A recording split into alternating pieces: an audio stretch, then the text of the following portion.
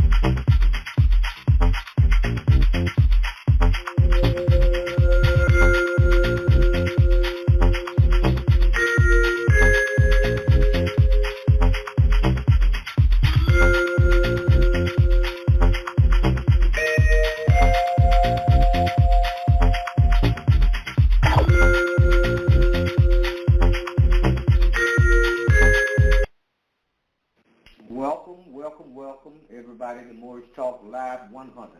I'm your host, Tarhaka, and tonight my special guest will be Dr. Walter Williams. The title of the broadcast will be How Ethiopians Became Christians and Falasha Jew. Okay?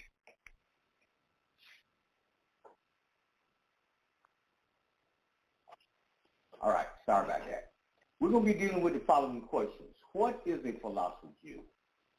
Where are the original Ethiopians? When did people become known as Jews in the first place?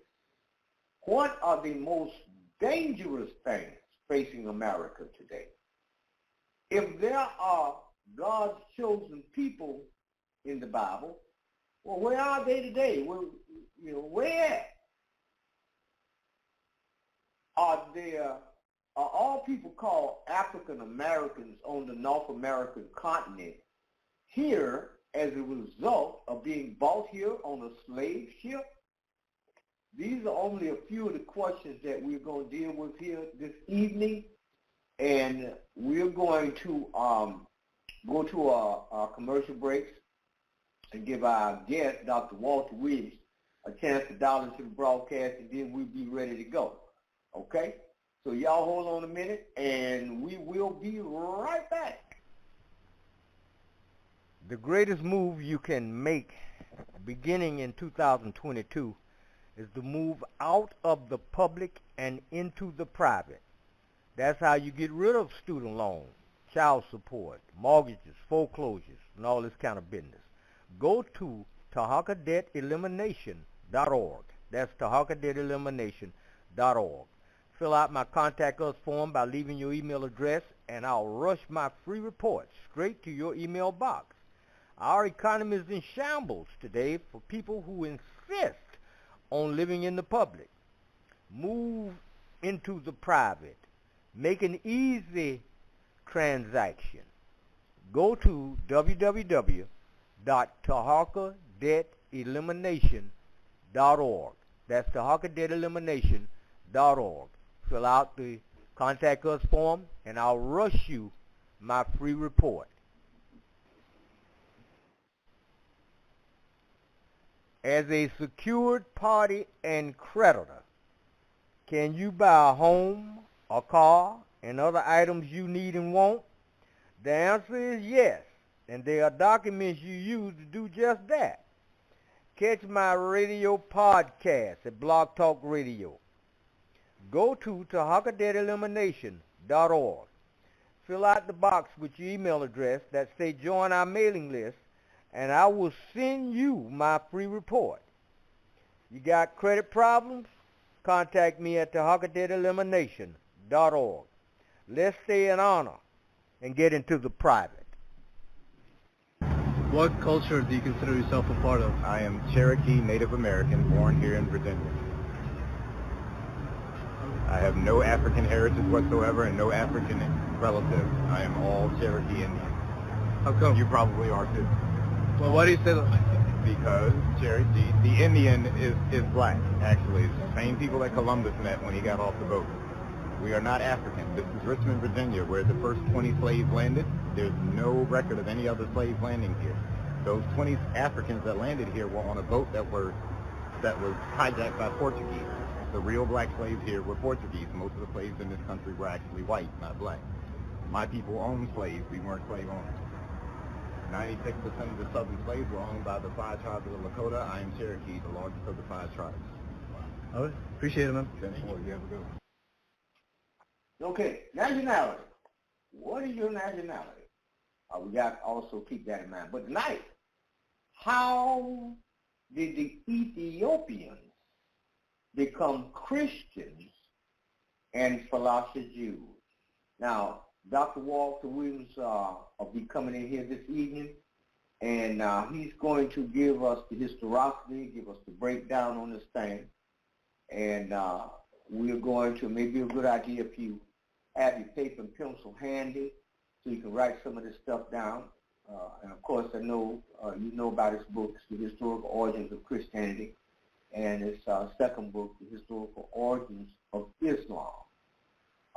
And on the cover of these books, he said there's never been a man in the history of the world who any race, creed, or color by the name of Jesus Christ. And his second book, The Historical Origins of Islam, he says there's never been a man in the history of the world in the Islamic tradition by the name Muhammad. Okay, and so his books are out. They've been out there for years and years and years. And so if you don't have a copy of his books, you need to get one. Okay, and he'll be with us. Hopefully, Brother Yoel will be coming in with us tonight as well. But I'm still going to hold on and give him a chance to get on down in here. So y'all hold your hats. Be right back. Hello, everybody. This is Tarhaka again.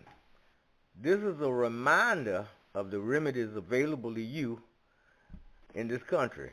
A private man or woman can live a debt-free life if you choose, and that includes private banking. The use of your proper status in commerce is a fantastic tool to use.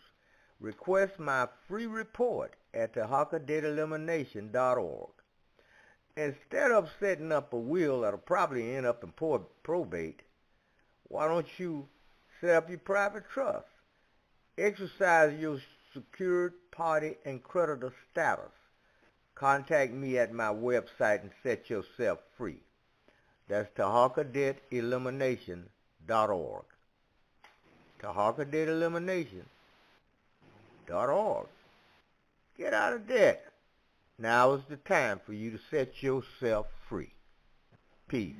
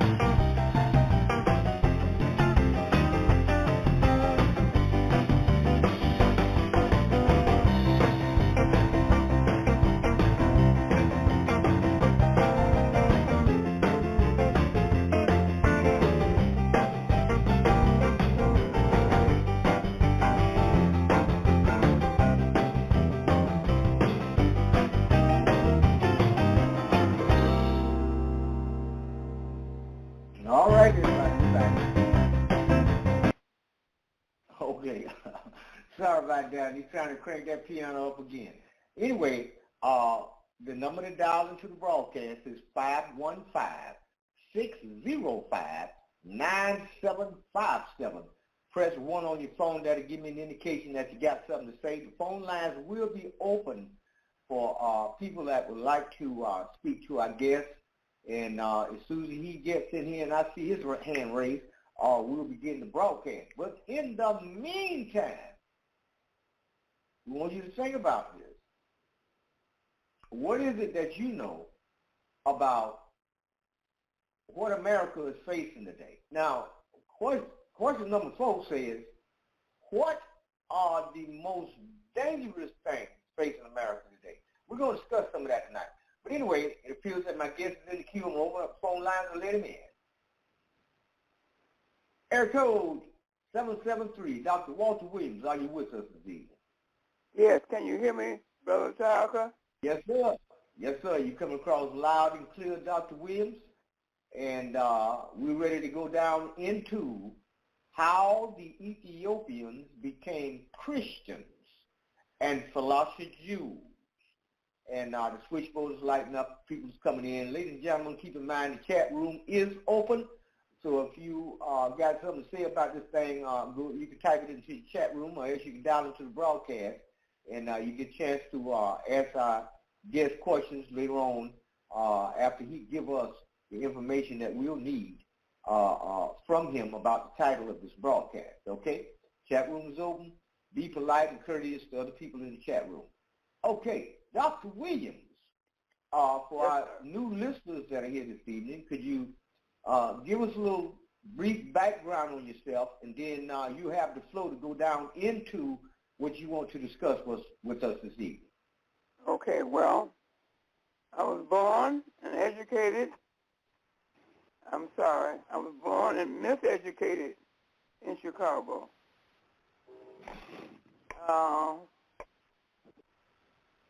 This is where I live and have been living all my life. I'm the author of 2, I would say, great books, because there's a lot of information that I impart in these 2 books. One is The Historical Origin of Christianity. It's been out for 30 years. And the thesis of that book is saying that there's never been a man that ever walked the earth in human form of any race, creed, or color by the name of Jesus Christ. And in this book, it's been out for 30 years, I'll explain to you why I'm making that statement. And then in this same book, on page 146, I'm telling the reader why the meta-nature hieroglyphics has never been deciphered. So those are 2 important sections in the book that will enlighten the reader and enhance his knowledge of the subject that I'm talking about. My second book is called The Historical Origin of Islam. That book has been out for 20 years now.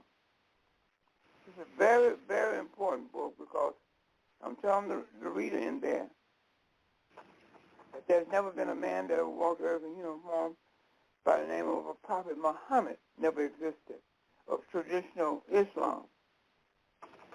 And in that book, on page 69, I'm telling the reader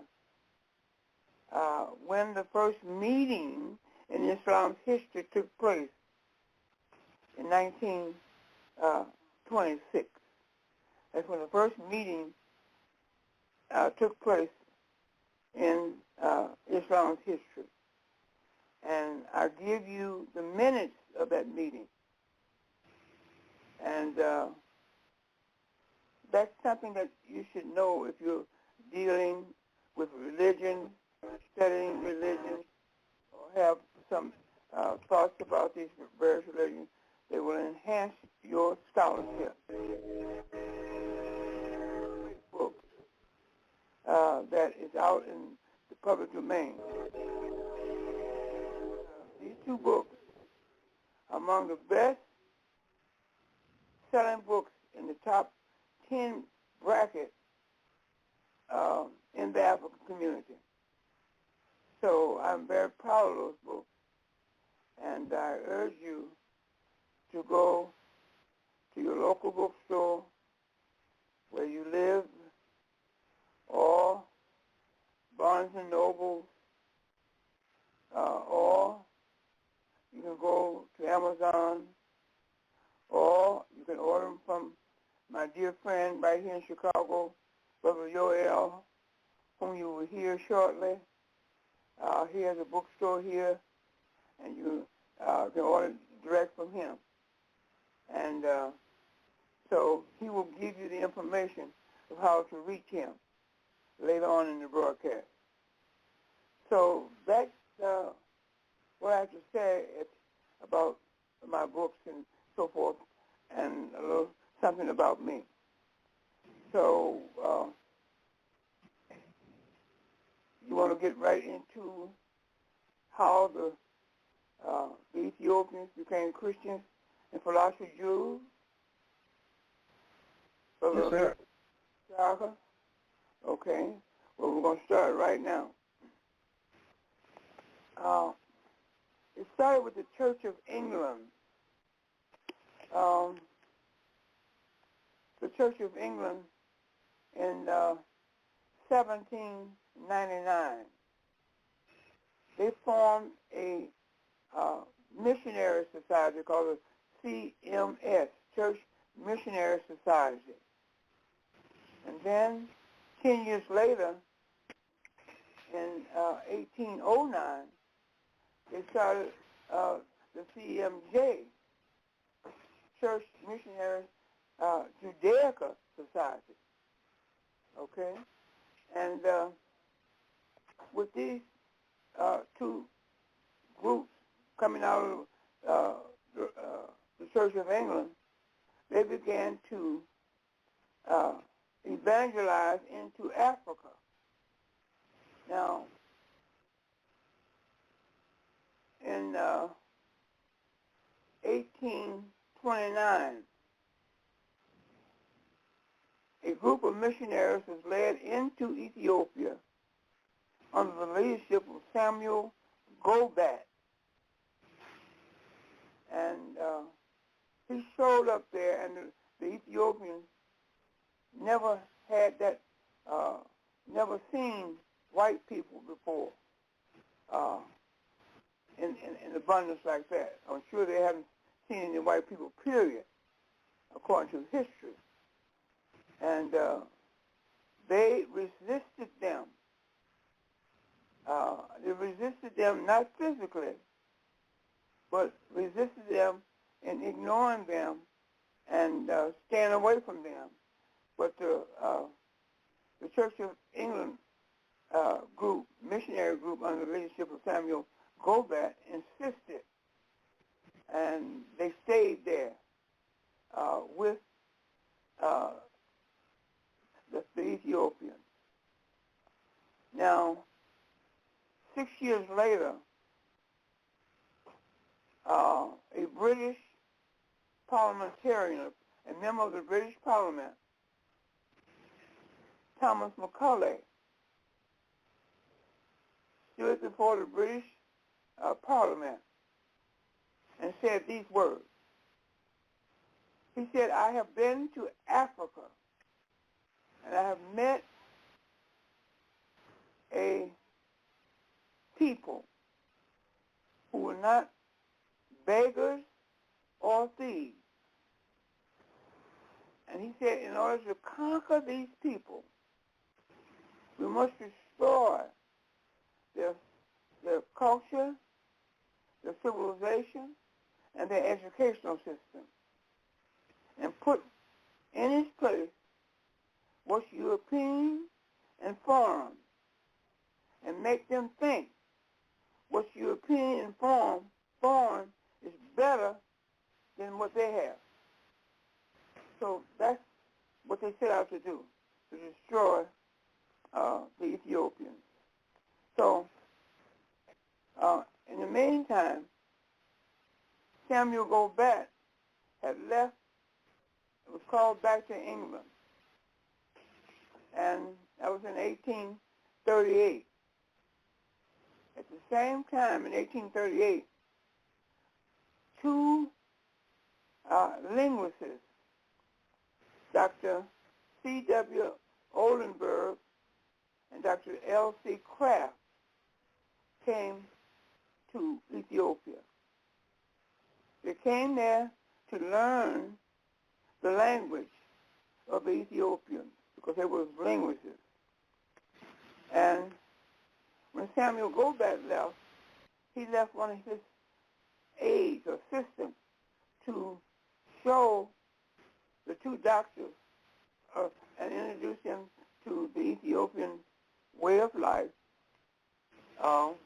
and introduce them to the two languages that they spoke, which was Amharic and Tigrinya. So they learned both dialects, Amharic and Tigrinya. And what they did, they stayed there for about 2 years and they left. And they went back to England. And while in England, they created Amharic Bibles because this is part of their armament to get back into Ethiopia with Amharic Bibles at the right time. So in the meantime, being called back to England by the Queen, she made and commissioned Samuel Gobat to be the Archbishop of Canterbury. The Archbishop of Canterbury is the ecclesiastical advisor to the Queen or the King. And he was sent into Jerusalem to create what we know today as the Church of the Holy Sepulchre. See, they had long-range plans, and this was one of them. So Samuel Gobat stayed over there until 1855. At that time, the British found a local young man in his mid-30s to early 40s. His name was Lige, L-I-J, Gassa, G-A-S-S-A. And they made him the first emperor of Ethiopia. They made him Theodore II, emperor of Ethiopia. And Samuel Gobat asked Theodore II, could they bring Christianity into Ethiopia? So he said, yes, as long as you don't bring no preachers in here. So this is what happened. They began to bring more missionaries in because it was okayed by the first emperor of Ethiopia. Now, that was in 1855. So in 1855 also came back into Ethiopia Dr. L.C. Kraft and one of his students, Martin Platt, P-L-A-D, who was also studying under Dr. L.C. Kraft. He was also a linguist also. a student of Dr. L.C. Kraft. And they waited 5 years to approach the Gaylor tribe of Ethiopia to indoctrinate them in becoming Falasha Jews. Now, at that same time, in Paris, France, the AIU was formed, the Alliance Israelite Universal of Paris, France, was being formed in 1860. So, with Dr. L.C. Kraft and his student, Martin Platt, the understudy of Dr. L.C. Kraft, the AIU, with the permission of the Church of England, sent one of their agents, Henry Aaron Stern, in 1860,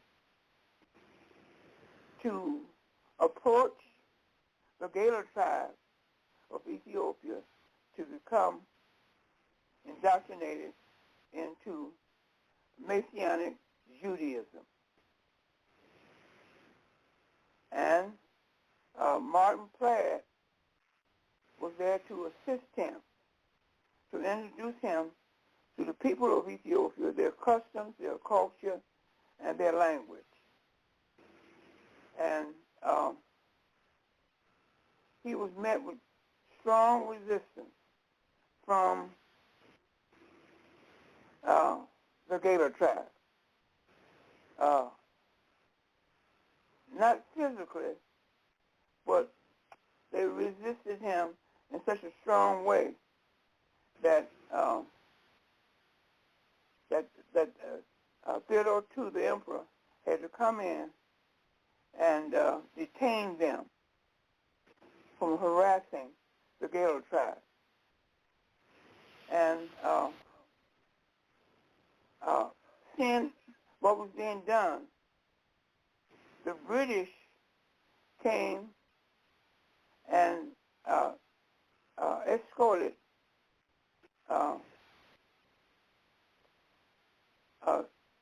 Henry Aaron Stern out of Ethiopia back to England.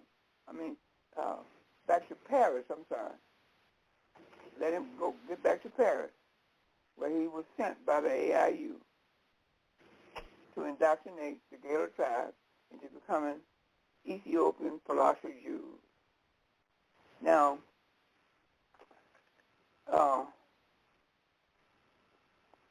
when that was done, the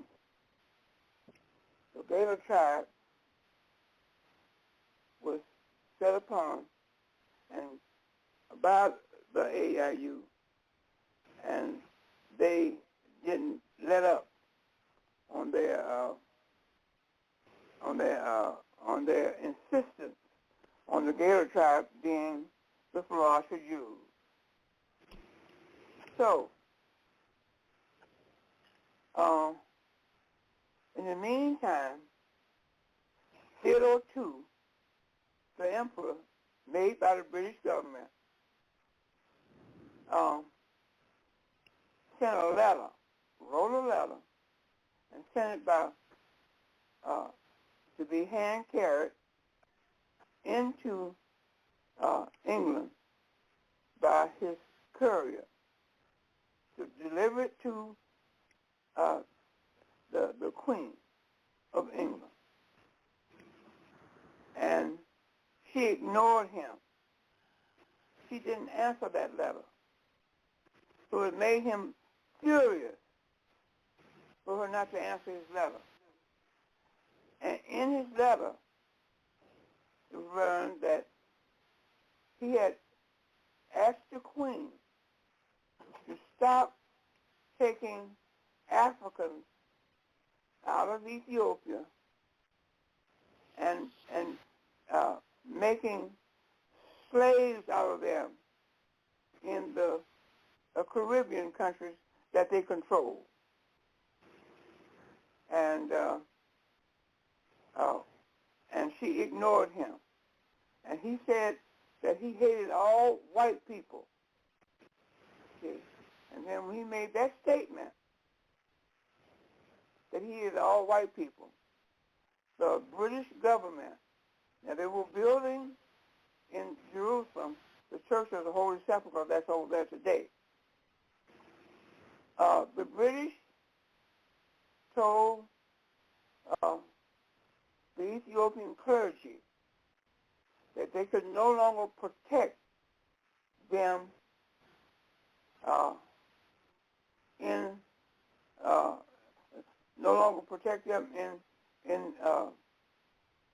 Jerusalem. Then the Turkish president expelled the Ethiopian clergy from the church.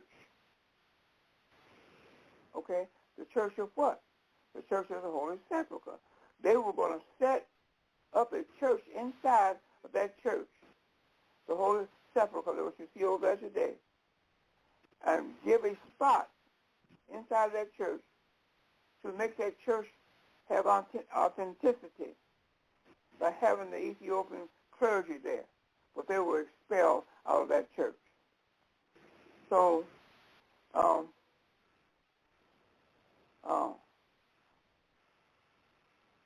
the British government, after he said all those words, and had detained Martin Platt and Henry Aaron Stern, who was to set up the Falasha Jew in Ethiopia. The government of the British government murdered Theodore II in 1867, and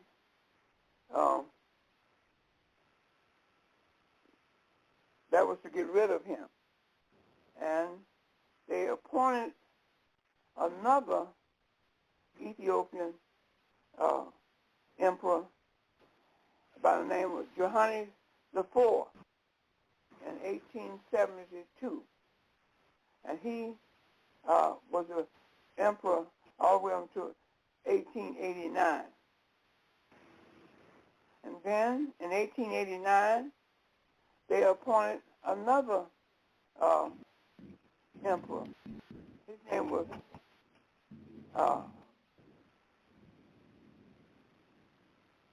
name was Menelik. He was the emperor from 1889 to 1913. And in 1913, they elected another emperor by the name of Lyde Joshua, 1839 to 1916. In 1916, they elected a female, the daughter of Menelik, Judith, who became the empress in 1916 to 1930. At that time, the new emperor in 1930 was Rasta McConan, a.k.a. as Haile Selassie. And that's where you get the Rastafarians from. So that is the history of how they became Falasha Jews, how they became Christians. Brother Tarhaka? Okay. Fantastic, Dr. Williams. Now, the questions that we have lined up, and I got another caller with his hand raised. I'm going to open up the line so that they can get in. Hold on 1 second. Area code 312. You're on the air. Tell us who you are, where you're calling from. 312. Well, the name is Yoel, Brother Yoel. This Brother Yoel out of Chicago, Illinois, from the Underground Bookstore. Welcome, Brother Yoel. Welcome. Good evening to yourself, Professor Williams, and the listening audience. Good evening. Okay. Welcome aboard, my brother. Now, Dr. Williams just laid out how Ethiopians became Christians and Falasha Jews. And I was able today to find some information on them, and I'll be run a little plug on that later on. But I have some questions outlined here today that I want to ask and share with you all to see if we can get these things answered. First of all, what is a Falasha Jew? That's number one. Number two, where are the original Ethiopians located today? Number three, when did people become known as Jews in the first place? Number four, what are... Go ahead. Number four, what are the most dangerous things facing America today? Number five, if there are God's chosen people in the Bible, where they at? And number six, last but not least, are all people called African Americans on the North American continent here as a result of being brought here on a slave ship? So we'll make sure we get all these here questions answered today. Now, Dr. Williams, you was about to say something when I mentioned when did people become known as Jews in the first place? In 1860.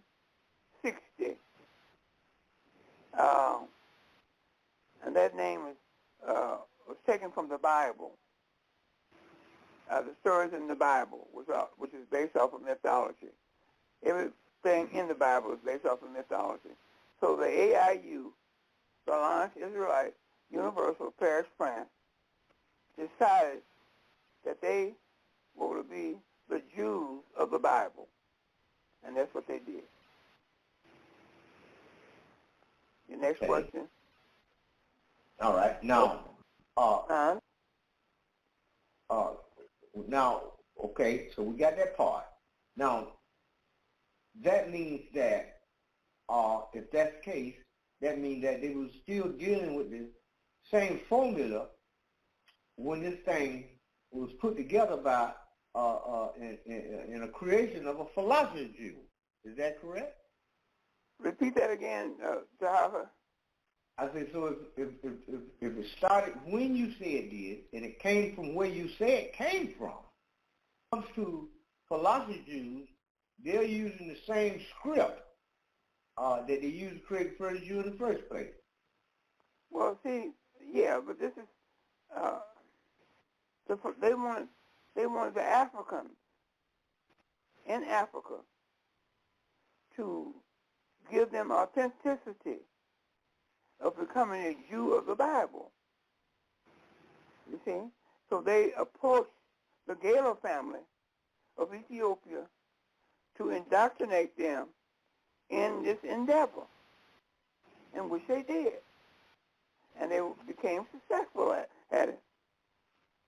So, like I mentioned before, the AIU, Paris, France, sent the first agent from that organization, a man by the name of Henry Aaron Stern, into Ethiopia to indoctrinate the Gala family or the tribe into Messianic Judaism. And this is what they did. That's how I answer your second question. Okay. All right. Brother Yoel. Yes, sir. Now, the 6 questions that I was asking, and that can include the title, which one of these questions you want to weigh in on? Well, you know what?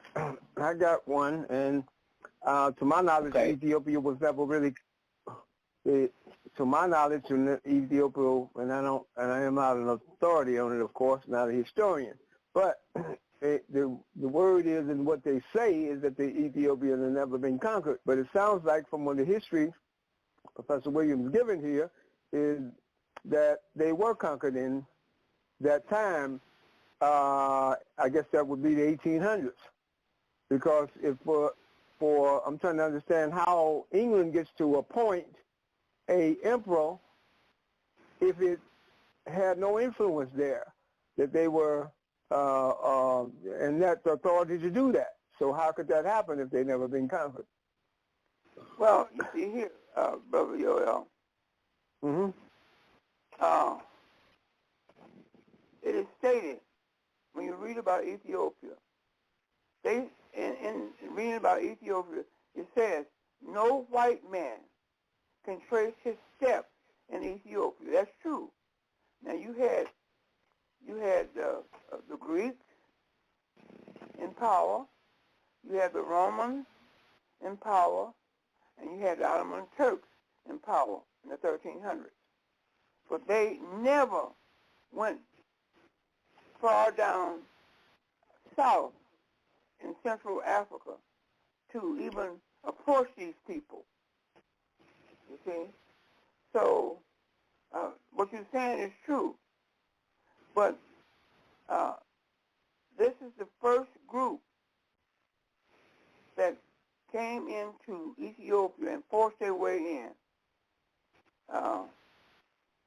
And then they insisted their way in, put it like that. They stayed there until they got accomplished what they wanted to accomplish. So you were right.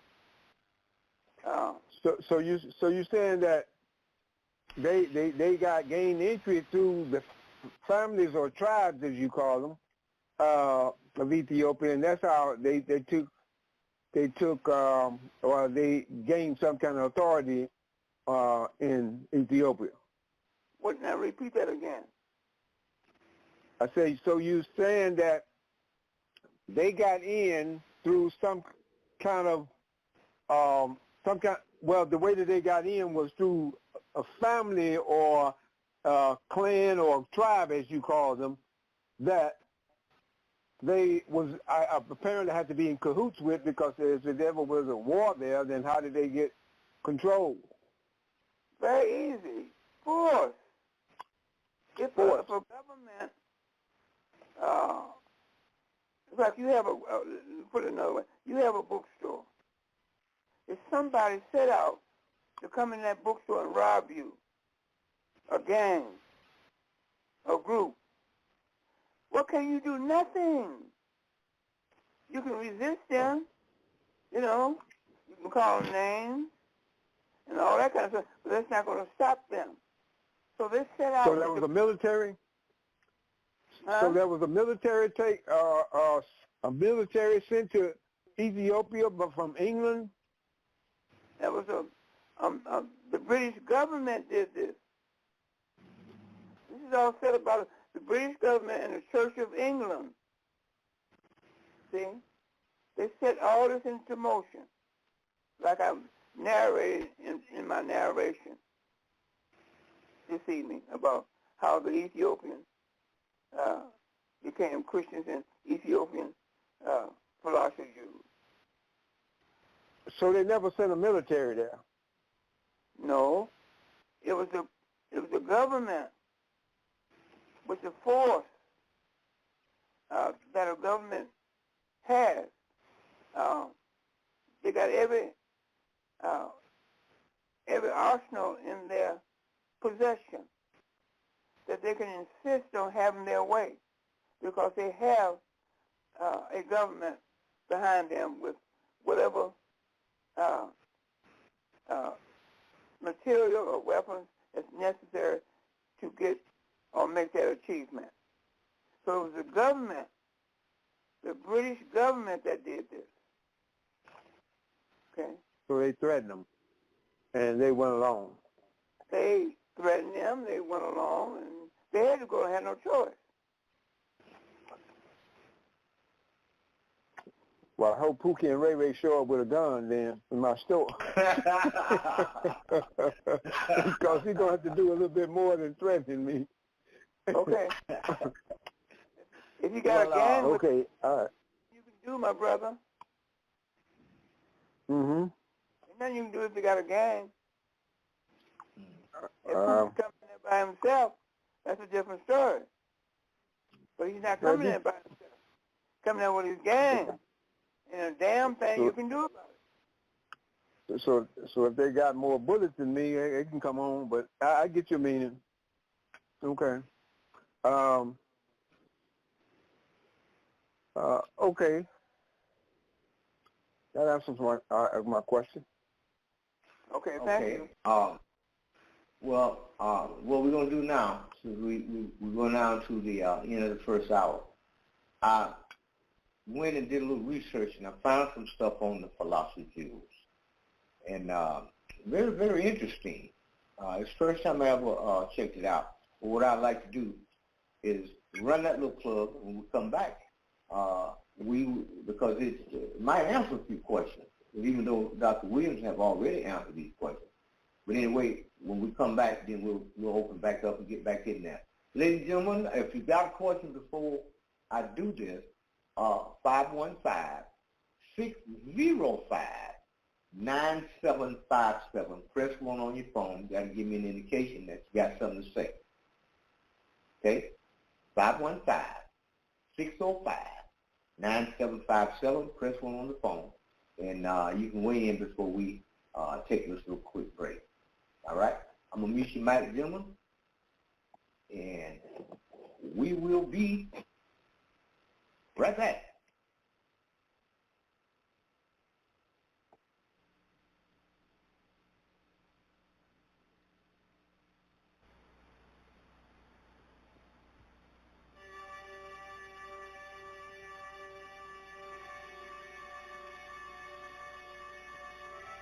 These villagers in the Simeon Mountains of the Gondar region of Ethiopia call themselves Beta Israel, the House of Israel. They are the black Jews of Ethiopia and trace their lineage to the earliest days of the Bible. When James Bruce, the 18th century Scottish explorer, encountered them for the first time, he wrote, "These are the ancient inhabitants of the mountains, who still preserve the manners and language of their ancestors.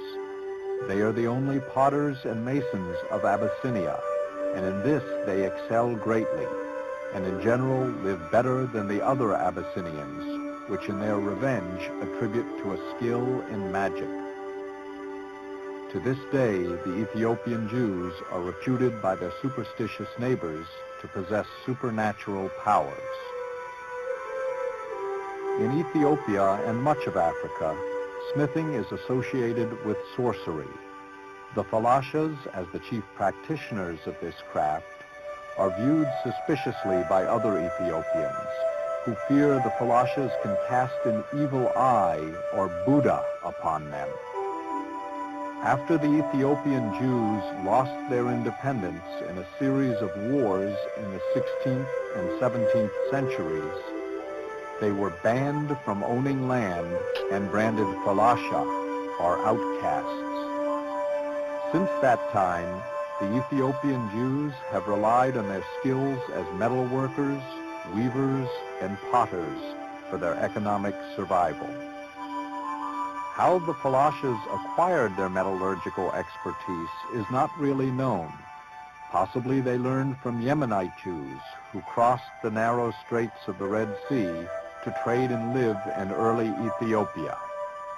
Living in isolation for centuries, the Falashas thought they were the only surviving Jews in the world. Jacques Beitlevich was among the first European Jews to work for the preservation of the Falashas. Deeply impressed with their devotion to Judaism, he wrote, "They adore a God of life, of righteousness and justice. Always in their thoughts, he inspires them with hope in a future of universal peace and harmony. In praying, they raise their souls to the infinite. They ask God to make Zion resplendent and to bring them back to Israel, their cherished country.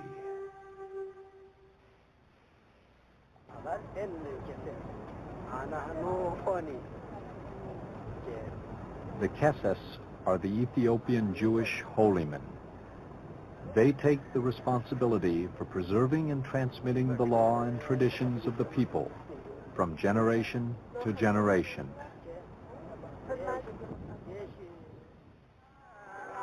When the famous Jewish scholar Halevi made his epic journey to Ethiopia in the 1860s, he was astounded to find that the Ethiopian Jews had maintained the Jewish lunar calendar precisely throughout the centuries, and that their religious observances coincided exactly with the religious holidays held by Jews around the world. In fact, he discovered an ancient Jewish people strictly observing the tenets of the Torah, the bedrock of the Jewish faith. The people prayed in Ge'ez, an ancient Semitic language now almost extinct, and today only used in religious services. In this rare film clip, the Keses are leading the people in the observance of the Seged, a Jewish Ethiopian holiday that commemorates the works of Ezra, the scribe priest who read the law to the Jews after the end of the first exile. Ezra admonished the Jews to obey and understand the laws of Moses faithfully. Ethiopian Jews believe that angels accompany man into the hereafter. The angel of light records man's good deeds. The angel of darkness, his bad ones.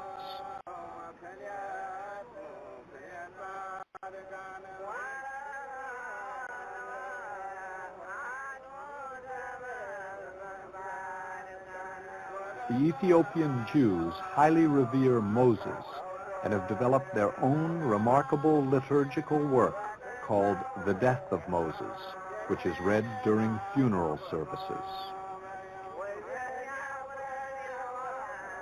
The greatest bond between God and man in Ethiopian Jewish thought is the Sabbath. Its observance is considered the delineation between good and evil, between heaven and hell.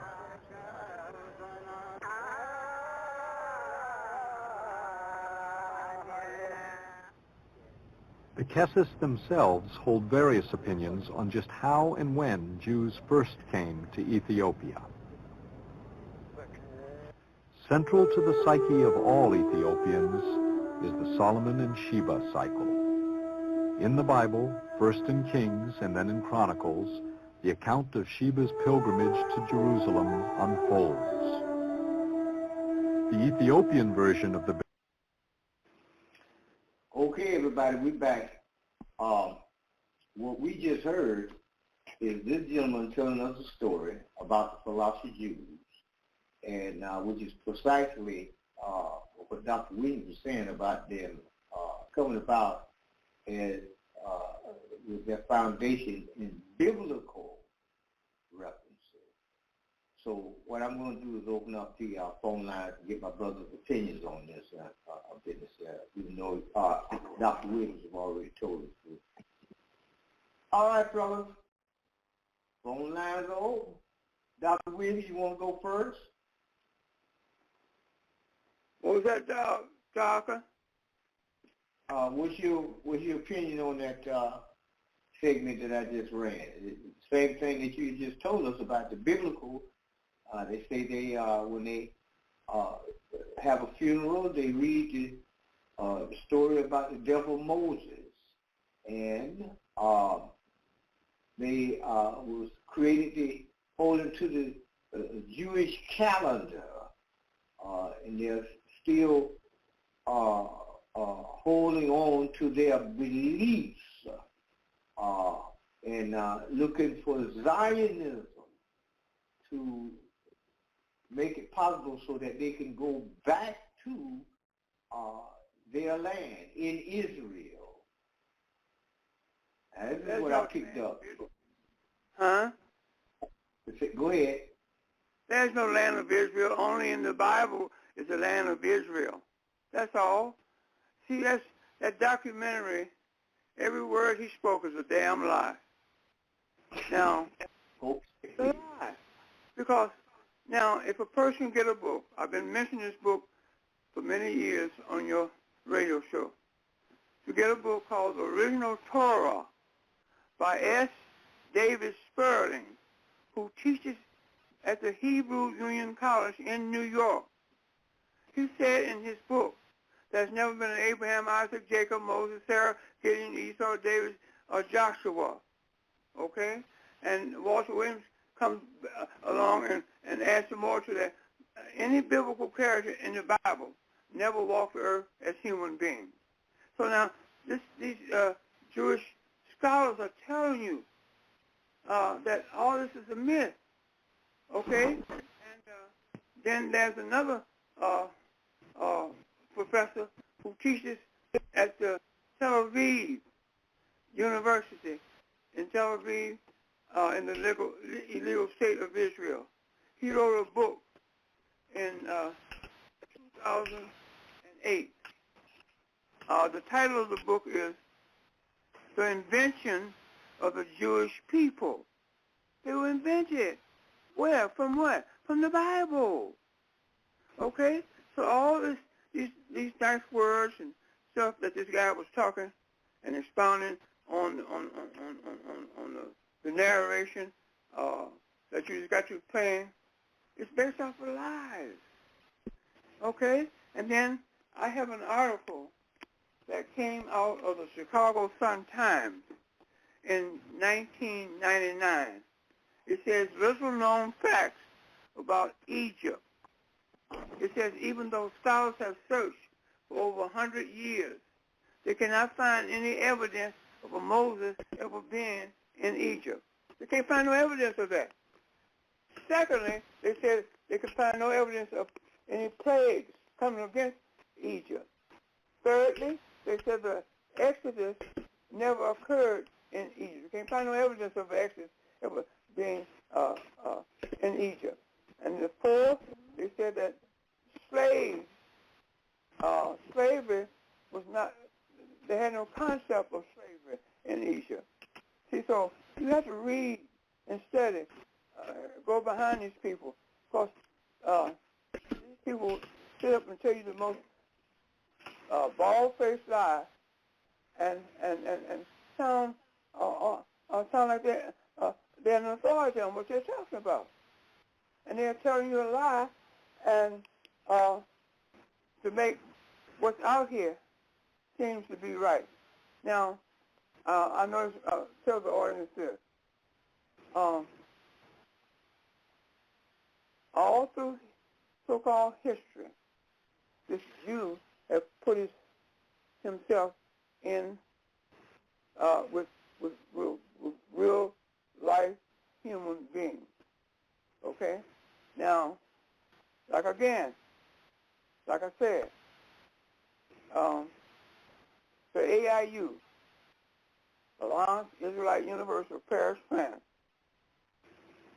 in 1860, took the Bible and said these words: we are the Jews of the Bible. Okay? Fine. 8 years later, a black Negro group, the Pentecostal Zionist movement, took place. They said that they were the black Jews of the Bible. And that took place in 1868 in Chattanooga, Tennessee. Okay? By this Pentecostal holiness movement. And then at the turn of the 20th century, that movement went into New York, where in New York, they became the black Hebrew Jews. And then that movement came to Chicago, and a man by the name of Ben Carter, known as Ben-Ami, took up that same cause and said, we're the black Hebrew Israelites. So that gives you a little rundown on that. No, I repudiate everything that they're saying. And I just gave you evidence of some of my repudiation, Brother Tarhaka. Okay, Dr. Williams. In the chat room, Brother D. Jackson Bay, his question is, what were the Ethiopians called Jews before AD time? What was the what now? What were the Falasha Ethiopians called before AD time period? They've always been Ethiopians, period. They didn't have no religion because they were descendants of, they were under the Nile Valley civilization of ancient Egypt. And the ancient Egyptians never had no history, no religion. You see? Okay. So they didn't have no religion. They didn't practice no religion. They had a spiritual way of life. Remember what Thomas Macaulay said. He was a British parliamentarian who stood before the British Parliament in 1835 and said, I have went to Africa and I met a proud people who were not thieves or beggars. Okay? And he said, in order to conquer these people, we must destroy their culture, their civilization, and their educational system, and put in its place what's foreign and European, and make them think what's foreign and European is better than their system. So just think. I'm giving you all kinds of food for thought in a historical manner. So the rest is up to you, my brothers and sisters. All you have to do is think. Think about the things I've told you. Okay, now he has another question. He wants to know, is the Quran and the Torah based on the Bible? The Quran? You saying is the Quran and the Torah based on the what?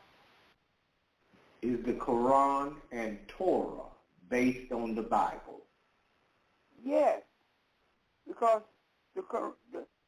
when the Quran was created in 1870 in Syria for the Mohammedan world, you had the religion called Judaism and the religion called Christianity already established. So in 1870, the AIU, the same AIU, sent a group of scholars into Syria to create literature for the Mohammedan world. And they created what is known as the Quran, okay, 1870, for the Mohammedan world. And what they used, the creation, to create this literature, they had to, and the reason why they were sent over there, because you had to put, they wanted to put, make sure that Abraham is in this Quran that they were creating for the Mohammedan world. See, Abraham today is in all three major Western religions, Christianity, Islam, Judaism. So they wanted to make sure, the AIU wanted to make sure that this happened. So they used this literature that they were creating for the Mohammedan world, and interspersed in the Quran today, you'll find the Pentateuch and Psalms. You'll find Jewish literature interspersed in today's Quran.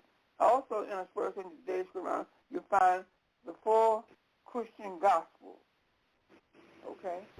All those 2 entities mixed up today's Quran. And that was in 1870 they did this. 49 years later, after World War I, 1914, 1918. In 1919,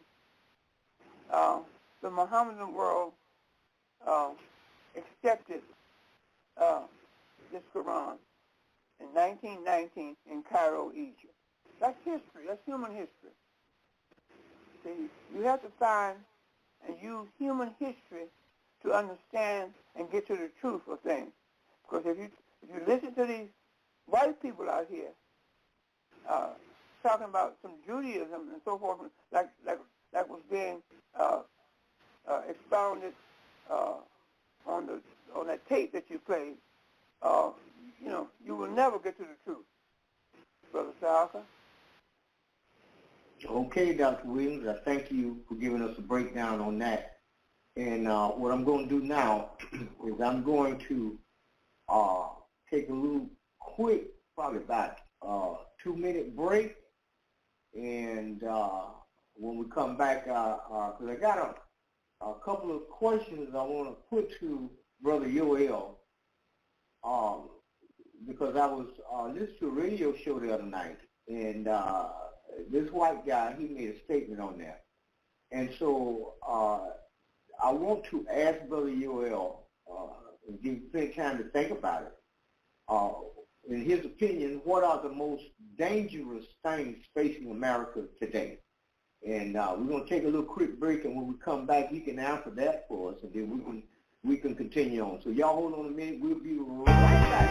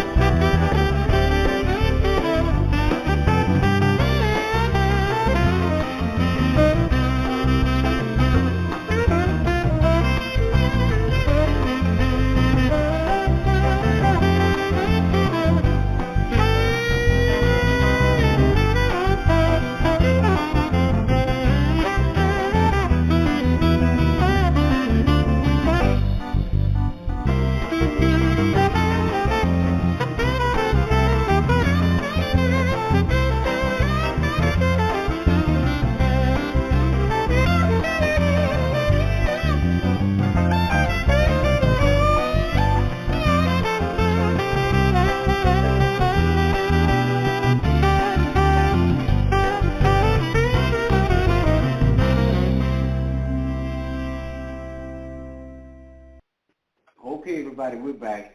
The title of the broadcast is How the Ethiopians Became Christians and Falasha Jews. Our special guest is Dr. Walter Williams. We also got Brother Yoel with us from the Underground Bookstore up in Chicago. And I'm going to open back up the phone lines. And I have a question for Brother Yoel. And Brother Yoel, you still with us, man? Yes, sir, I'm here. Okay. Well, now let me explain to you why I'm going to ask you this question, because I was listening to Coast to Coast the other night, radio show, and this white guy said he talked to the aliens, and the aliens said there are 4 things that are the most dangerous things facing America today. And I want you to, in your personal opinion, what would you say, because I'd rather talk to you than to the aliens, but what would you say is the most dangerous thing facing America today, in your opinion? Well, I think it's still, as Khalid Muhammad used to say, I just make it real plain, simple. As he used to say, I won't pin the tail on the donkey, I'll pin the tail on the hunky. It's white supremacy. Still the same issue today, the major problem in the world today, because he used a lot of tools to, now there's various tools that he used coming out of his white supremacy. He used, like for instance, capitalism or money, okay, law. Well, not really, he don't use law, he used legal, which is his creation, okay. Law is not in his realm. If you don't understand that, I'm saying that what the creator or has set in place is law, and what he comes up with is legal. And so you, Tarhaka, should know that I'm pretty sure that what's legal is not necessarily lawful, and what's lawful is not necessarily legal. So he inserts and have us operating and having us thinking that what's legal is lawful, and that's not true. So he has many tools that he used to maintain his position as it is right now, and most of us are still ignorant to that and trying to figure it out. And it's really, I guess you can say also chaos. Chaos in that he keeps everything divided. He's separated everything, and he's like an octopus, and he got so many pinnacles, and he got so much going on in different places that you don't understand, that most people don't understand. They're not looking at the whole picture of what's going on. What's going on over on the in one places, and what's going on over here in another place. But they're all related, and we got to kind of somehow put those pieces together and see how they come together. A good example of that is what tool he just used, and I'm going to tell you this is what I believe, and I will probably leave here on this one. By leaving here, I mean die on this one, but I think COVID is something that he used, okay, to do what he's done in the last 3 years.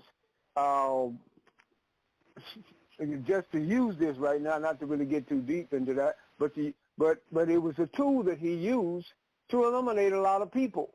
But if you were a person or brother or sister, for instance, a black man and black woman, or you for the sake of argument, use that term, Moors, okay.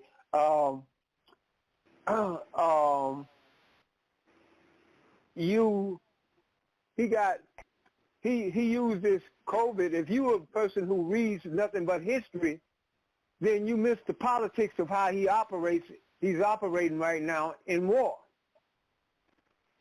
Because you just know him from what is hidden and what you've uncovered in history. But you don't understand the politics of how he does the other things that he do. For instance, getting rid of a lot of people and blaming it on the virus. You never thought about that. You had no clue that he would do something like this and kill so many people, and even his own people. Okay?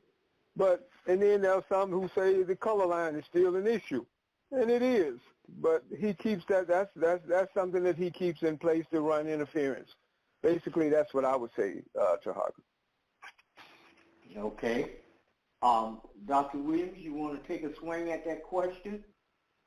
Well, I agree with Brother Tarhaka. I agree with Brother Yoel on his thoughts and his statements that he's made. And, without going into another explanation, which is I'll end up right back where he just expounded. It's a vicious circle. And this is how he stays in power. Divide and conquer. And this is his way of operating. So I agree with Brother Yoel. So that's all I have to say about that. Okay. All right. Well, now let me tell you what the aliens said. The aliens said the number one problem is facing America, the most dangerous thing, they said, is money. The number two thing, they said, politicians. The number three thing that they said was the journalist. And the number four is religion. Those were the four things that they said are the most dangerous things facing America today. Now, we got a brother over in the chat room. He has another question. His question is, okay, let me find it. Okay, here it is. What, and this is to Dr. Williams, what religion do the Ethiopians practice today? The Ethiopians practice Christianity, and the Falashas practice a Messianic Judaism. Like I explained to you, how they got it, when they got it. Okay? Now, let me explain this to you. What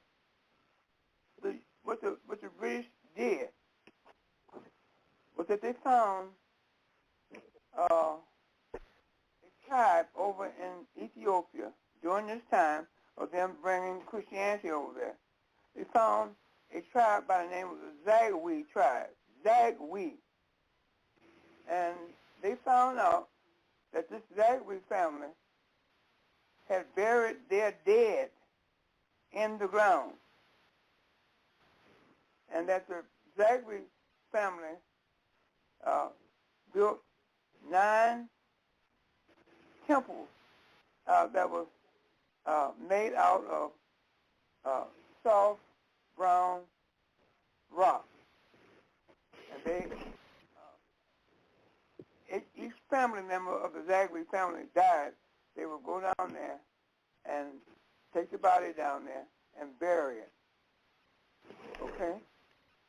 Those were temples where the Zagwe family buried their dead.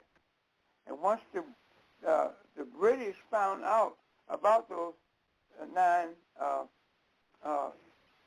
burial temples down there, they went down there and changed them into churches.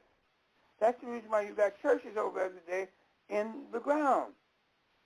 Okay, they went over there and put crosses, and they did all kinds of stuff to decorate those temples of the Zagwe family. Those burial temples, they made them into churches. That's what the British did.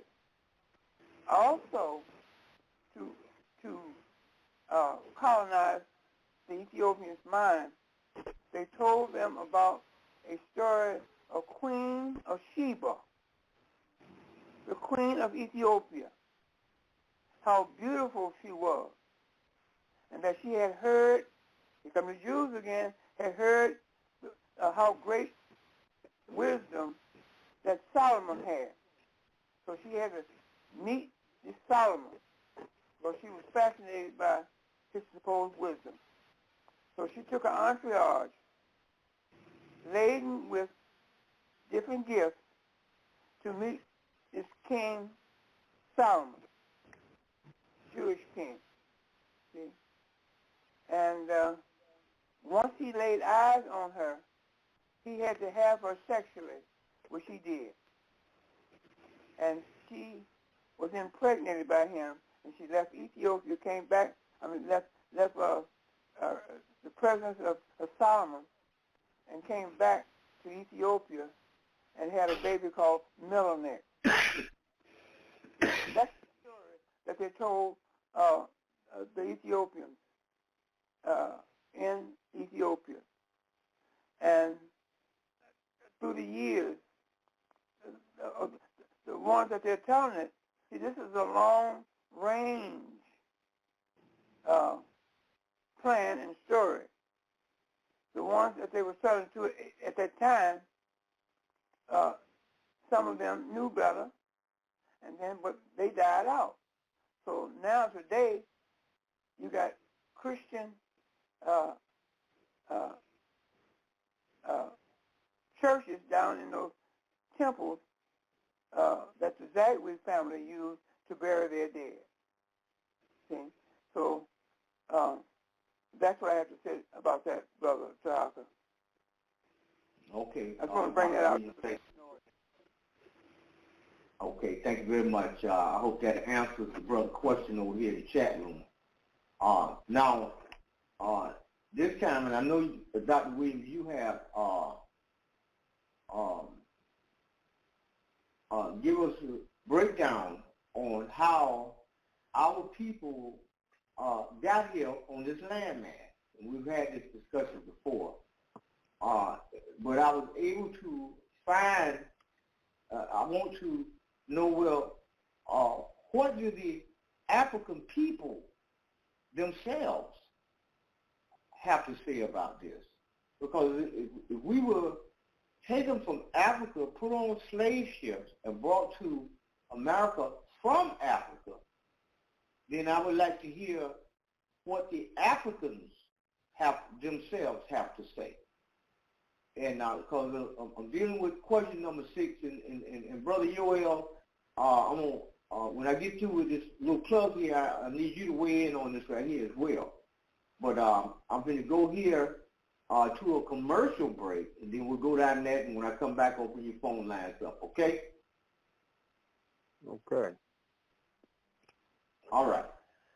Ladies and gentlemen, keep in mind, the number to dial into the broadcast is 515-605-9757. Press 1 on your phone. That will give me an indication that you have something to say. Okay? 515-605-9757. Press 1 on your phone. That'll give me an indication you got something to say. We'll take a little quick break, and we'll be right back. Okay? Hello, everybody. This is Tarhaka again. This is a reminder of the remedies available to you in this country. A private man or woman can live a debt-free life if you choose, and that includes private banking. The use of your proper status in commerce is a fantastic tool to use. Request my free report at tarhakadebtelimination.org. Instead of setting up a will that'll probably end up in probate, why don't you set up your private trust? Exercise your secured party and creditor status. Contact me at my website and set yourself free. That's tarhakadebtelimination.org. tarhakadebtelimination.org. Get out of debt. Now is the time for you to set yourself free. Peace.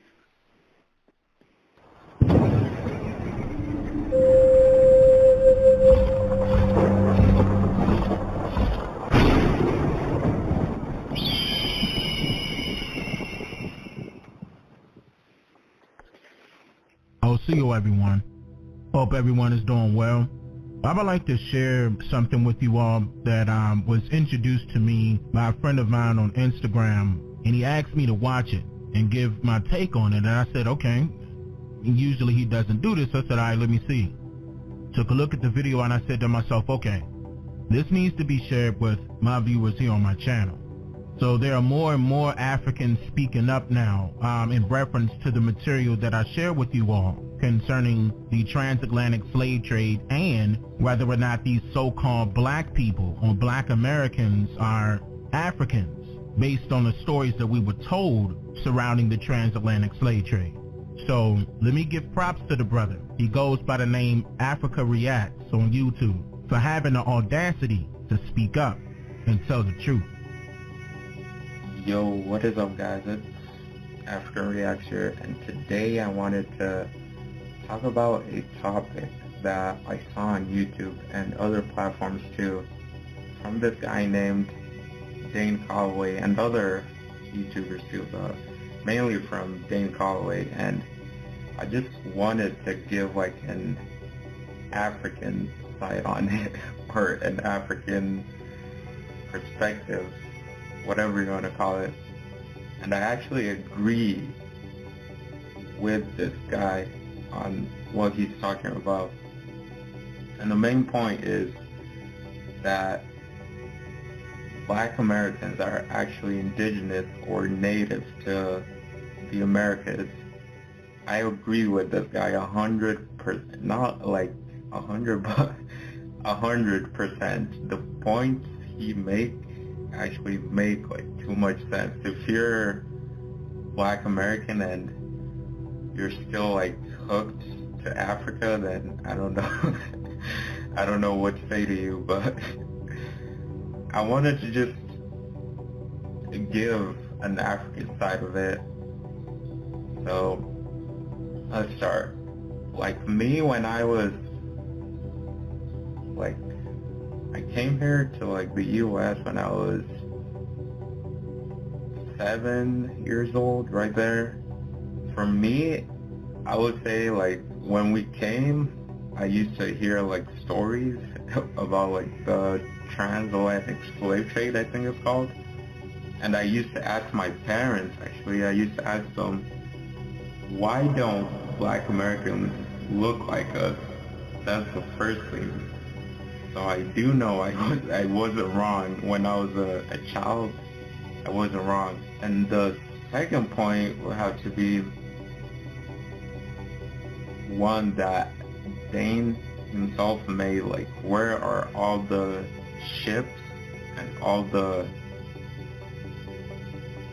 boats? Yeah, it's not a ship, it's boats. There wasn't any ships back then. Where are all the boats that they used? And the third point is, if you look at Africans, or not all Africans, but West Africa, you won't find like any stories that point to any like huge slave trade.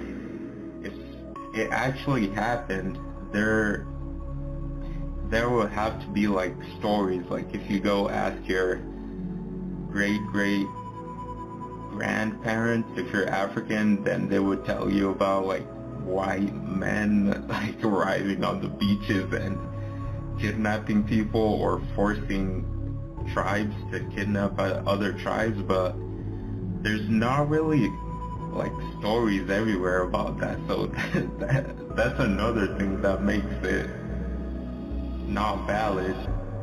And fourth point will have to be, it is actually possible you guys are from the Americas. I'm with Dane 100%. It's not, some people view it as impossible, and I don't know why. Well, I am going to actually show you guys at the end of the video on why it's possible. And the same thing was going to happen to South Africa too, but it didn't happen all the way. So I am going to show you guys why it's possible, and it's not like impossible. And I just wanted to say, before I show that, I wanted to say, like, why are black Americans focused on Africans like so much? I don't get this thing, like wearing like tribal clothes, or dashikis if you want to call them that. Like, it's not it doesn't benefit your community. If you're a Black American, it doesn't benefit you. If I put myself in a Black American shoes, and let's say I believe I'm from Africa, still I will I will go with a Dane all the way and pretend because just saying you're from Africa won't benefit you. You're actually calling yourself a foreigner on the land you live on. And I don't get this, like, if you're a Black American, like, all Black Americans are never, let me not say never, but are not gonna move to, like, let's say 90% of them are not gonna move to Africa. It will never happen. So might as well claim America. If you want to claim Africa and there's no way to change your mind, might as well just claim America. It doesn't make sense. If you claim Africa, you're gonna lose. And if you want to fight like for land, all of that, you're gonna lose. So if it was me in that shoes, I would just claim America. It doesn't matter if you're Black American and you really like think you're from Africa. And the facts are there if you watch the guy named Dane Calloway. So that's my perspective on it, or an African perspective on it. If I was Black American, and I would go with Dane Calloway, even if I believed I was from Africa. It's a win-win. So I would not claim Africa. Even for me, you could say I'm an Americanized African. If I was gonna stay here, which I'm not, I'm just here to get my money. If I was gonna stay here and have kids, I would not like lead them to Africa all the way, because they're gonna be here. My bloodline is gonna be here for the rest of the way, so I would just teach them about American stuff. I would not lead them to African stuff. So this is what I don't get. Like, why claim Africa? It won't benefit you in any way. Even if you're, I think they're called Pan-Africanists. I would just pretend to be Aboriginal. If you don't want to follow Dane Calloway, I would pretend to be Aboriginal, because at least it can benefit you in some way. I think following Africa is not the best decision if you're a Black American. It's just useless.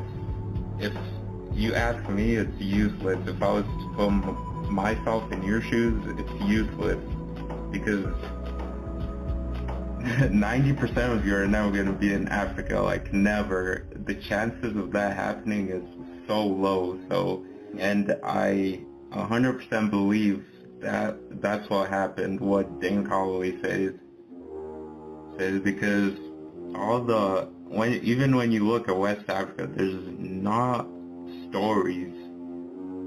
Like, there had to be stories if this really happened, of like grandparents telling their kids, like, don't go down to the beach, like white men or white people are gonna kidnap you, or you're gonna get kidnapped by other tribes.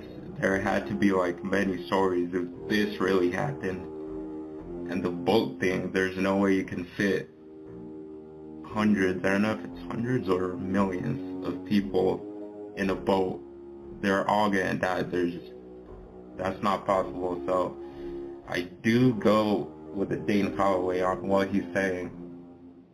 But if you're Pan-African and after this video you still believe you're from Africa, then the best thing I would advise you to do is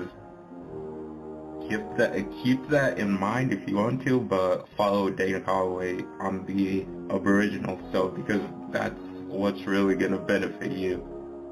Africa is not going to benefit you.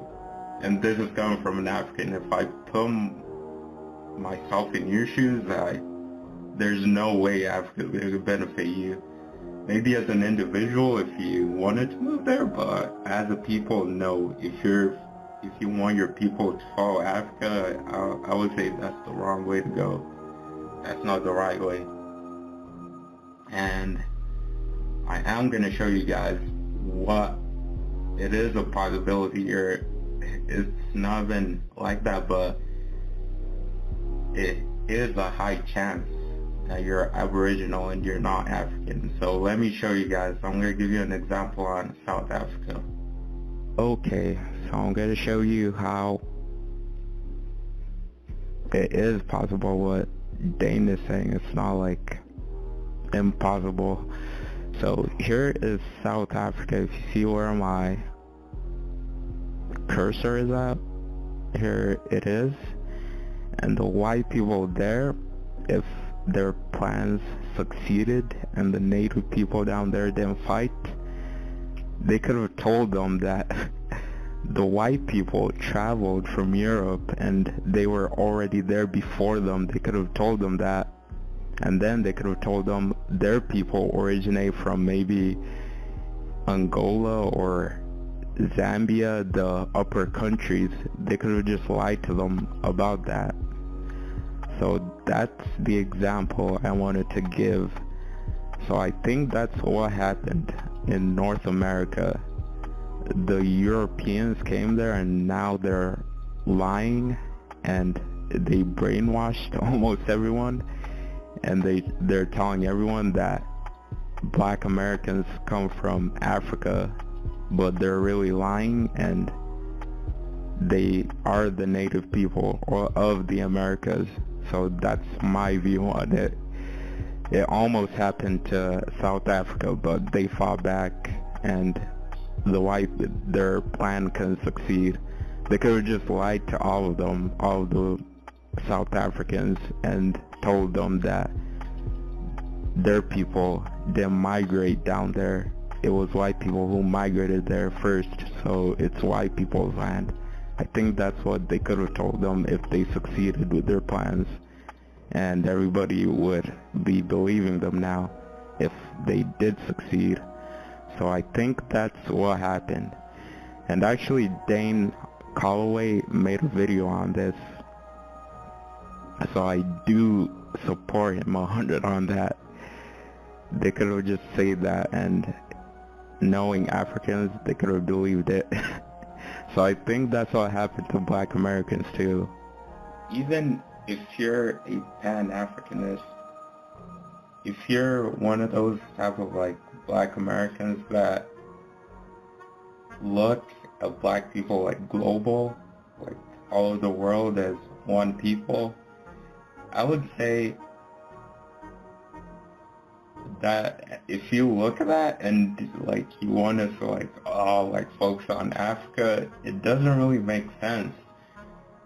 The right thing to do is focus on yourself.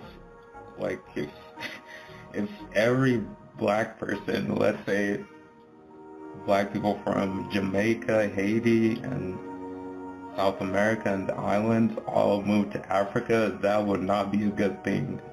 It would not benefit black people all over the world. So I would say it's a good thing that there's black people everywhere, not just Africa. That's what I wanted to add on that. So I would say just focus on yourself, don't focus on Africa. And I am grateful that black people are all over the world. You don't have to be a fool to think or be sad that you didn't come from Africa. You should be happy. It doesn't make sense. I don't know if you get this if you're a black American, but you should be happy you're not from Africa. Even I am an African and I'm happy.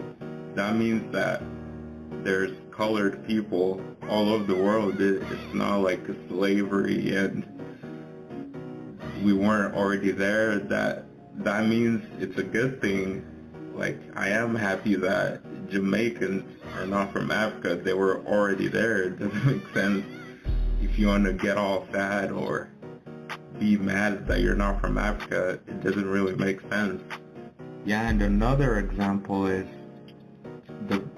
the colored people in Papua New Guinea and even in Australia. If you search them up, if the white people could just, or the Asians could just invade them like heavily, if they wanted to brainwash them, they could just brainwash them and tell them you come from Africa, and now they're not connected to their land. So I would say that focusing on Africa is just useless. You should focus on yourself and your homeland. Like, if right now they just teach, like, the people used to search them up if you don't know them, they live in Papua New Guinea. Let's say they brainwashed them and taught them that they come from Africa, and right now they will all be focusing on Africa and, oh, I want to take a trip, all of that. So it would not benefit them anyway, and that's the wrong move. Like, you should just say fuck it if you still believe you're from Africa with all the evidence that's there to tell you you're not. I would just say fuck it, you're now American. You're a Pan-Africanist that still believes in Africa. Like, this huge thing, I think, has been turned into like a religion or something like that. So I would say stop focusing on Africa. If you're Pan-Africanist and after this video you still believe, or after you watch Dane Calloway, all of his videos, you still believe you're African, I would say fuck it, follow people like him, and it will benefit you instead of saying you're an African, which will not benefit you in any of the laws or if you wanted to gain something as a community. So I would say follow people like Dane, even if you believe you're from Africa, which there's huge evidence that says you're indigenous to the Americas. I'm just here to make you think.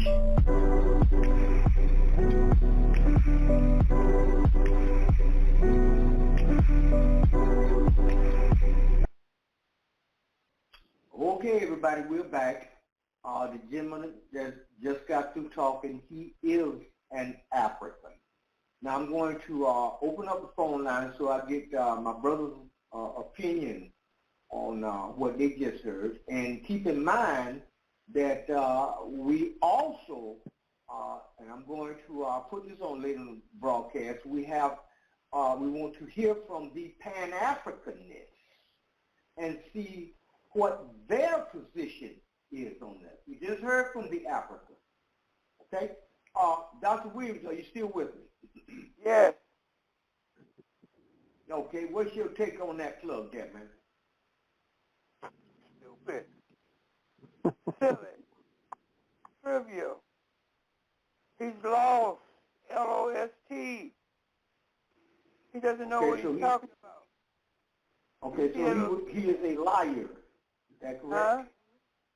He's a liar. I see. Yes, but he don't know that he's lying. He's a liar. He don't know that he's lying. He thinks he's got something going. He said, don't claim Africa. Now, where is the Great Pyramid built? In Africa. Who built the Great Pyramid? Africans. Who brought civilization to all of humanity? Africans.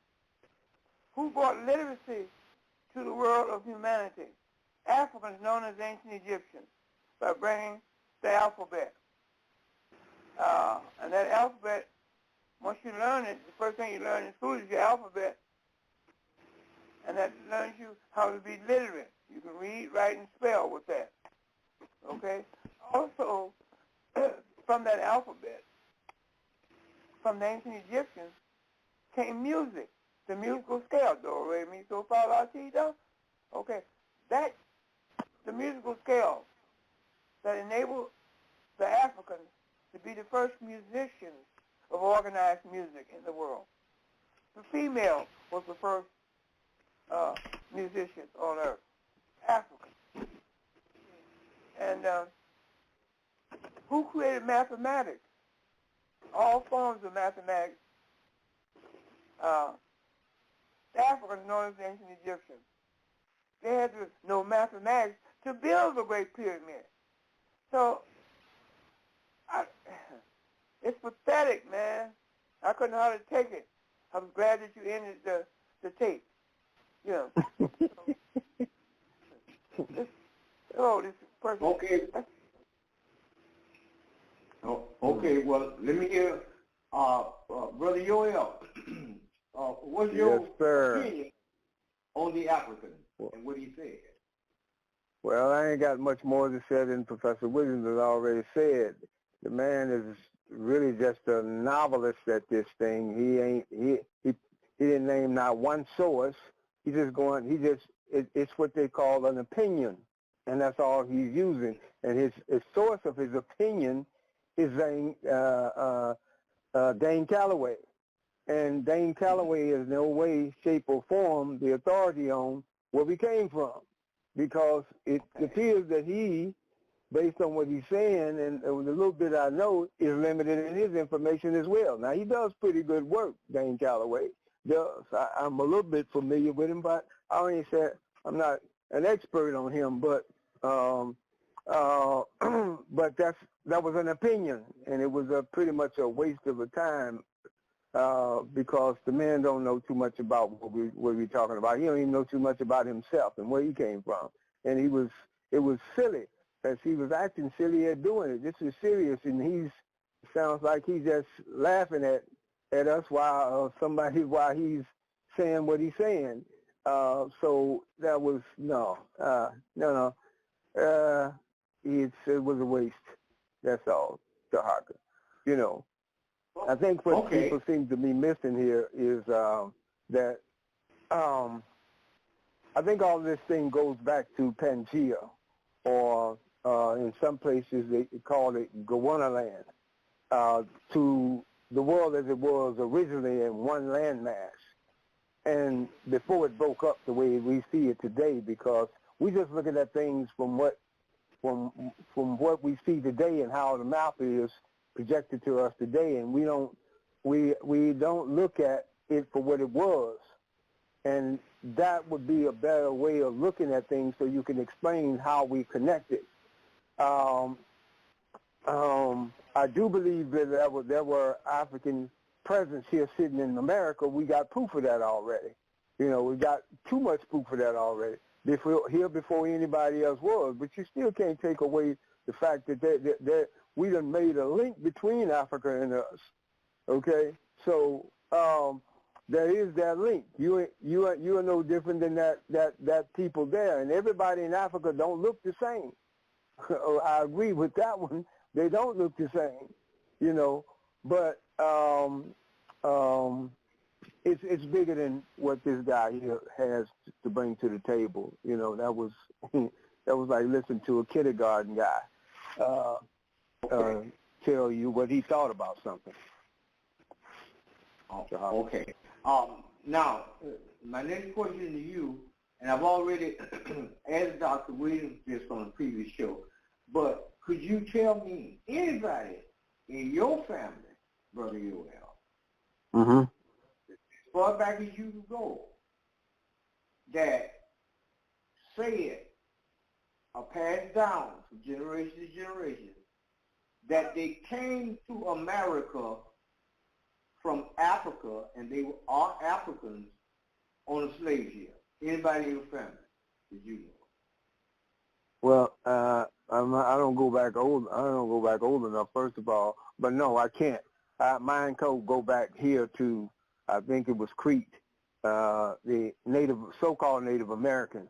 That's the only one that I've ever slightly heard put a nationality on us, and that was the so-called Indian. And I believe she said either Crete or Choctaw. I'm not sure. Right now, I forgot which one she said, really my grandmother. So no, nobody I know that said we came from Africa. Okay. All right. Well, let us take another little quick break, and when we come back, we're going to listen to the Pan-Africanists. Now, the Pan-Africanists, they going to give us their opinion on this thing. Okay? Tarhaka, Brother Yes, Tarhaka, sir. can I make Yes, one sir. statement? Yeah, go ahead. Everybody missing the boat. Slavery started in this country in 1619. They forget about the Spanish and Roman Inquisition of 1778 that started with Ferdinand and Isabella in Spain, and the Roman Catholic Church allied with them. And the Spanish Inquisition and Roman Inquisition was to erase any evidence of the Moors being in in Spain, or in the Vatican. Okay? They want to erase that out. So, during the Spanish and Roman Inquisition, 1478, created by Ferdinand and Isabella and the Roman Catholic Church, who allied with Spain. Isabella and Ferdinand hired a ship owner by the name of Christopher Columbus to take the Moors out of Spain. Okay? Now, during the Spanish Inquisition of 1478, trying to get rid of the Moors out of Spain,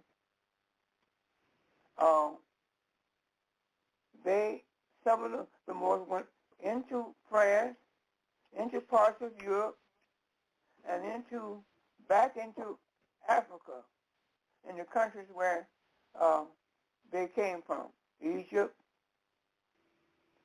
Libya, Mauritania, Tunisia, Morocco, etc. So now here they came over here in 1492. You never hear about 1492. Between 1492 and the slave trade of 1619 is a period of 127 years. During that 127 years, these Moors were bringing civilization to this hemisphere that we live in today. They don't tell you about that 127 years. They start off with telling you about 1619, the advent of slavery. So I can go on, but that's the base foundation of what I'm trying to tell the listening audience.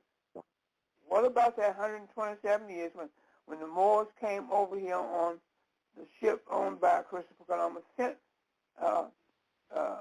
hired by Ferdinand and Isabella of Spain to do that? They never tell you nothing about that. Okay, now, Dr. Williams, on that ship that you're talking about, the ship was loaded up with Africans, right?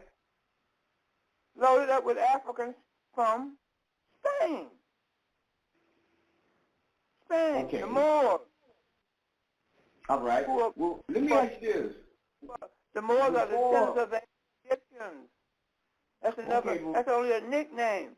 The Moor, given to the ancient Egyptians, who the Spanish government in 1091 asked, A-S-K, the ancient Egyptians of North Africa to bring civilization to Spain.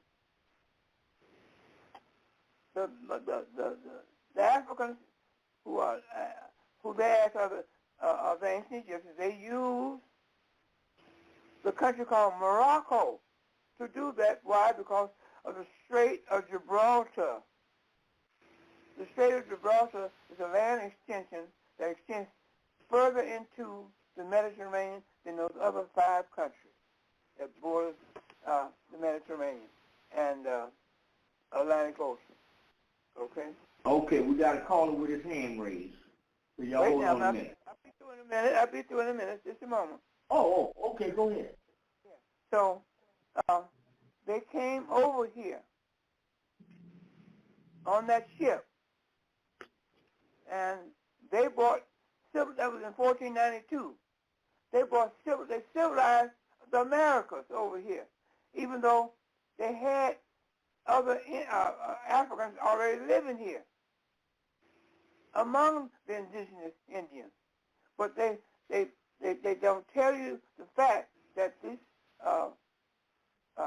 Moors, which is a nickname given to our ancestors, the ancient Egyptians, by the Spanish, brought civilization to this hemisphere. They just start off with slavery, and that's where the confusion comes in. Okay, go ahead. All right. So now my understanding, based on what you told me, is that there were no, prior to what you just told us, there was no dark-skinned people here on this land that didn't come from Africa already. Well, right, what people are you talking about that didn't come from Africa? I'm talking about the original people of this land. Ain't no such thing as the original. That are not African. You don't know who the original people of this planet. Why? Because no human on earth can tell you how they got here as a human being. So nobody on earth, no human on earth can tell you who the original human being or the first humans on earth. So don't use that. I was just asking a question. So you say that Moors came from Africa here, and that's when civilization started. And I'm asking, was there anybody here that looks like me, I'm a dark-skinned brother, that didn't come from Africa, that was always here and have always been here, and we didn't come here on a slave ship? I didn't say we came here on a slave ship. I didn't tell you that other Africans wasn't here first, before Christopher Columbus came here. I didn't say that. They, during the Spanish Roman Inquisition, Roman Catholic Church Inquisition, a lot of them ran out of Spain and the Vatican, and they came into, let's say, settled in these, back into these North African countries that I mentioned, where they came from, Libya, Tunisia, and so forth and so on, Morocco and so forth. And they came back in here, and they were brought over here on a ship called, that was hired by Ferdinand and Isabella Christopher Columbus in 1497. They don't tell you about how they set up civilization here. The same Moors set civilization up into the Americas prior, 127 years prior, before slavery began in 1619. They started you off with slavery, 1619. They don't tell you nothing else beyond that. Okay? Okay, so there was nobody that looked like me already here that didn't come from someplace else. People that look like me and you are African. They came from Africa. Okay. Okay. All right. Okay. Let me open up this other phone line. If you're finished, I'll open up the other phone line if someone has a question. Okay. Okay. All right. Area code 317. You're on the air. Tell us who you are, what's your question or comment, or where you're calling from. I'm calling from Indianapolis. I'm calling from Indianapolis. This is Sister Jackson Bay in the room. Okay, welcome. Okay, now, this is what I got a problem with. Now, back then, you say they came over here, Africans, on a ship. It's impossible for a boat to travel to America from Africa with a bunch of people on it. That's a long distance going across those waters and that shore. I don't think they'd be able to make it to America. So I don't believe that story, that anybody came here on a boat, not by boat, from Africa to America. Do you know how long a distance that is Nobody would survive, especially if you got a bunch of people on the boat. Stop right there. Stop. I said it came from Spain. Spain. On the boat. Even the Africans came from Spain on the boat? Which was owned by Christopher Columbus in 1492. I don't even believe that they would be able to travel that far on no boat coming to America. Okay, well, how did they get here? Maybe some was here already. Well, how did they get here? They were here already. Already? Who was here already? Yeah. The Africans. I said that already. I said the Africans, when Christopher Columbus came over in 1492, there were Africans living among the indigenous. Some came over here on their own during the Spanish and Roman Catholic Church Inquisition. They came, they fled Spain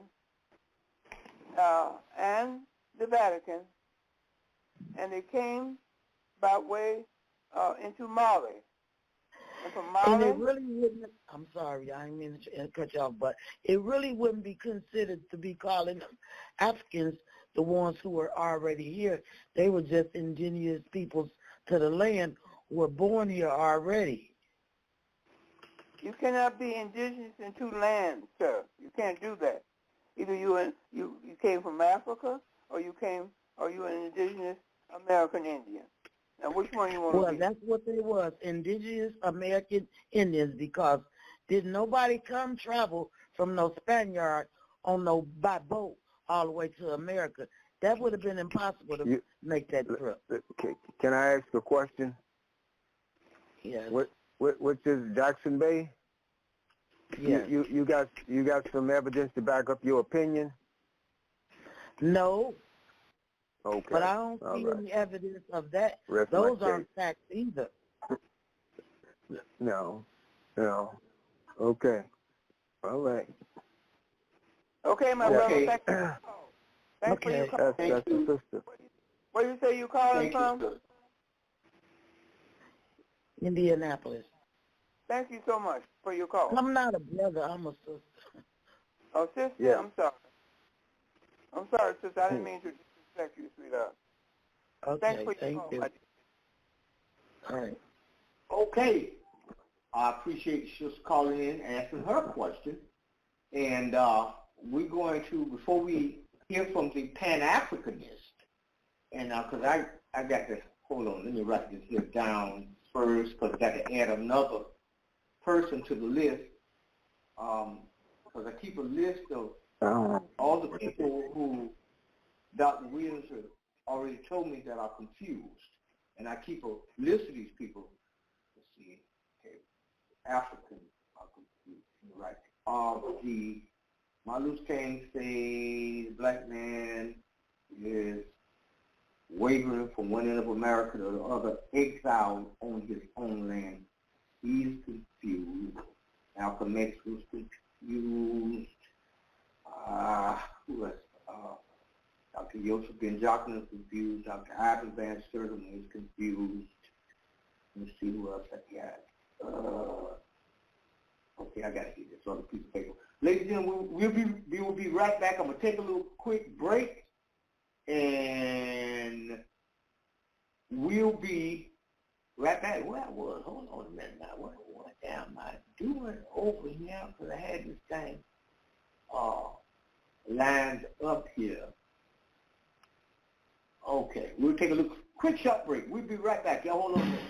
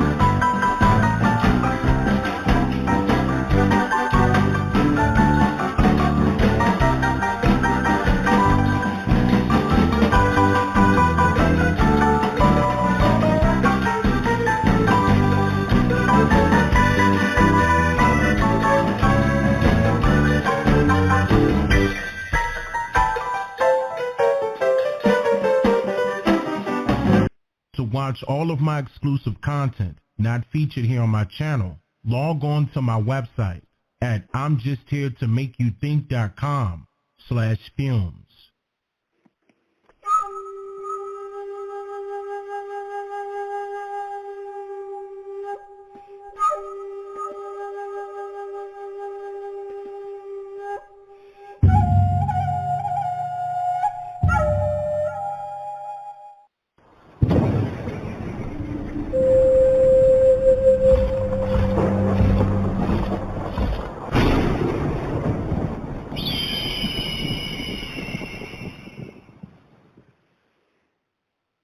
In today's society of America, there is an identity crisis with so-called Black Americans only that I have been exposing ever since I joined YouTube to present publicly verifiable evidence along with historical documented information that our people are not familiar with, in hopes that we may correct this nail-biting major issue amongst ourselves as one whole community.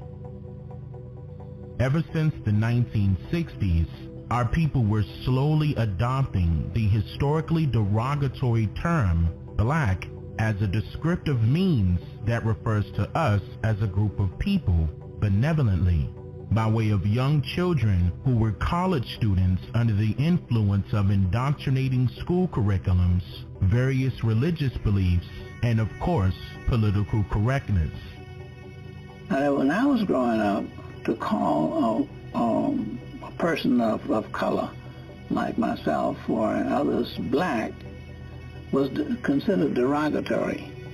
That's just a fact. You know, you call somebody Black, those were fighting words. Those were fighting words.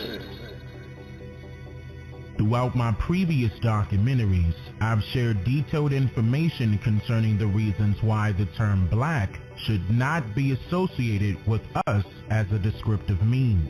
And in this segment, I will prove why those so-called Pan-Africanists stemming from the mid-1900s and beyond are royally incorrect with their most popular outlandish claim that our ancestors and their offsprings of today are of African descent.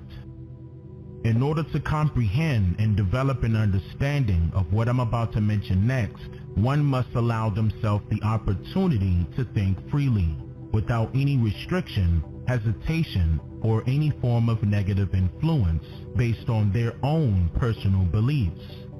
Because this is not about what you may believe. This is strictly about what you know and what you are willing to find out on your own.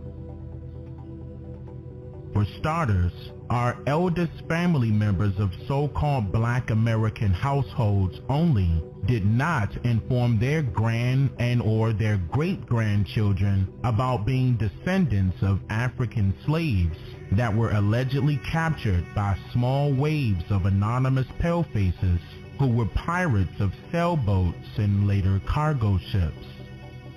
This story sprung about around the 1950s by way of school teachers and college professors whose sole job was to indoctrinate the mindsets of the children who were sent to these federalized institutions in order to learn about their history from strangers.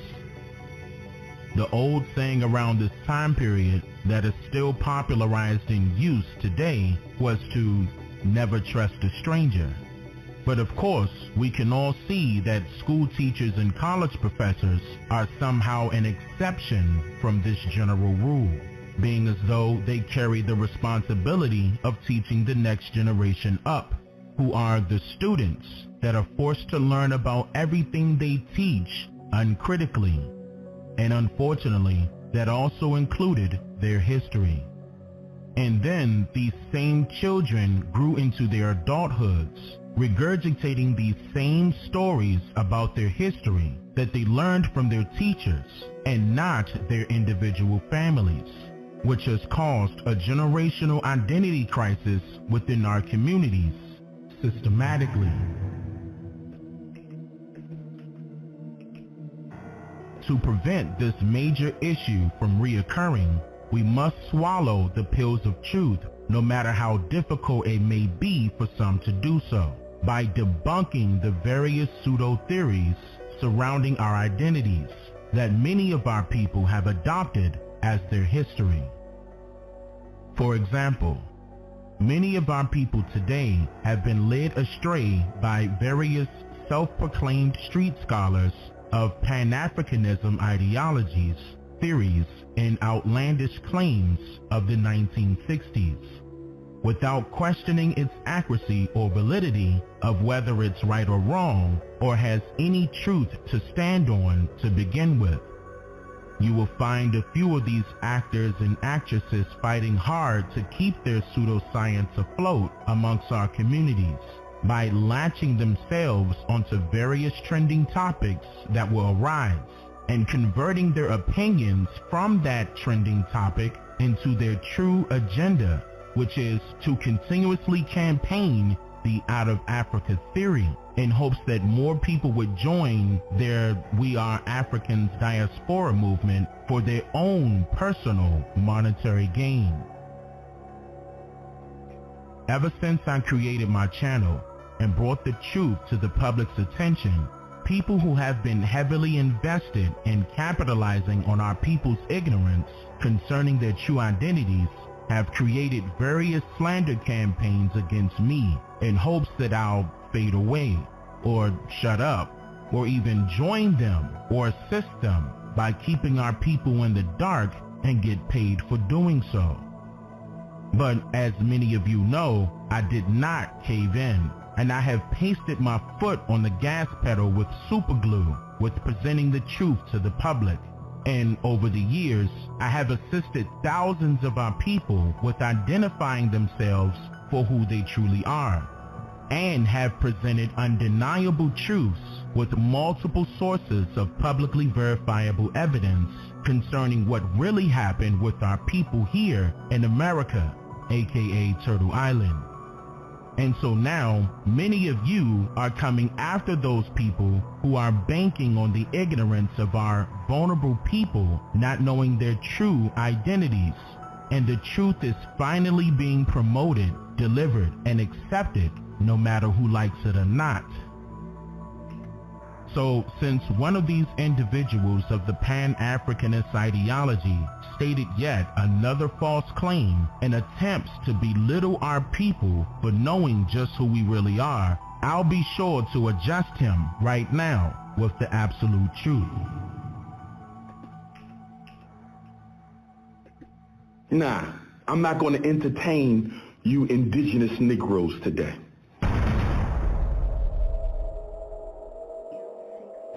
See, the word indigenous is not an indigenous word. Did you know that? Did you know that? Did you know the word aboriginal is not an aboriginal word? Did you know that?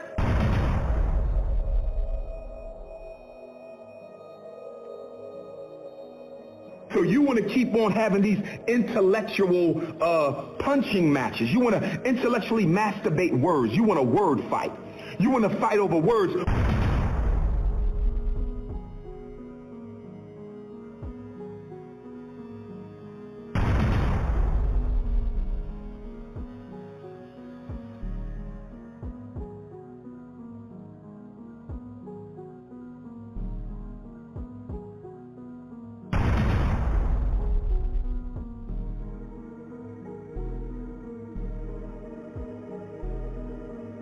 Well, here's a little word fight for you.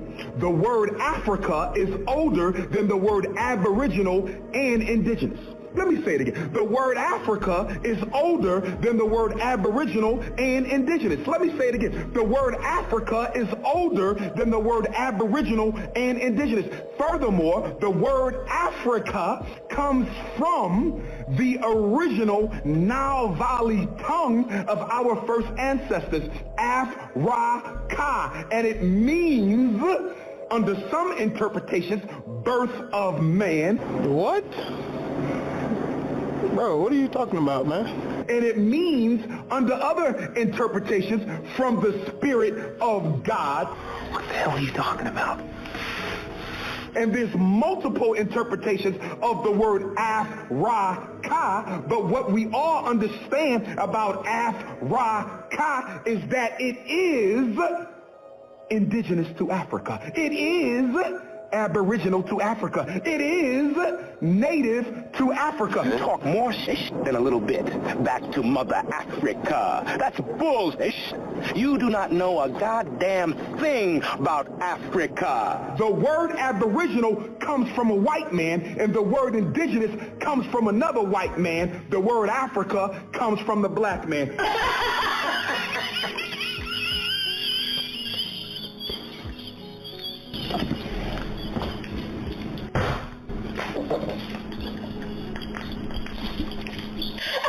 Now look, what he just stated is called misinformation, simply because it is not true at all. The name Africa was not historically referring to the entire landmass that Americans call Africa today. In fact, the name Africa is derived from the indigenous Afri people of Carthage, which is a small ancient city within the Kingdom of Tunisia that later became known as Africa historically. It neighbored other Berber inhabited locations like Tunis, which is the largest city of Tunisia, Algeria, Rome, Morocco, and especially Libya, being part of the Maghreb region along the Mediterranean Sea.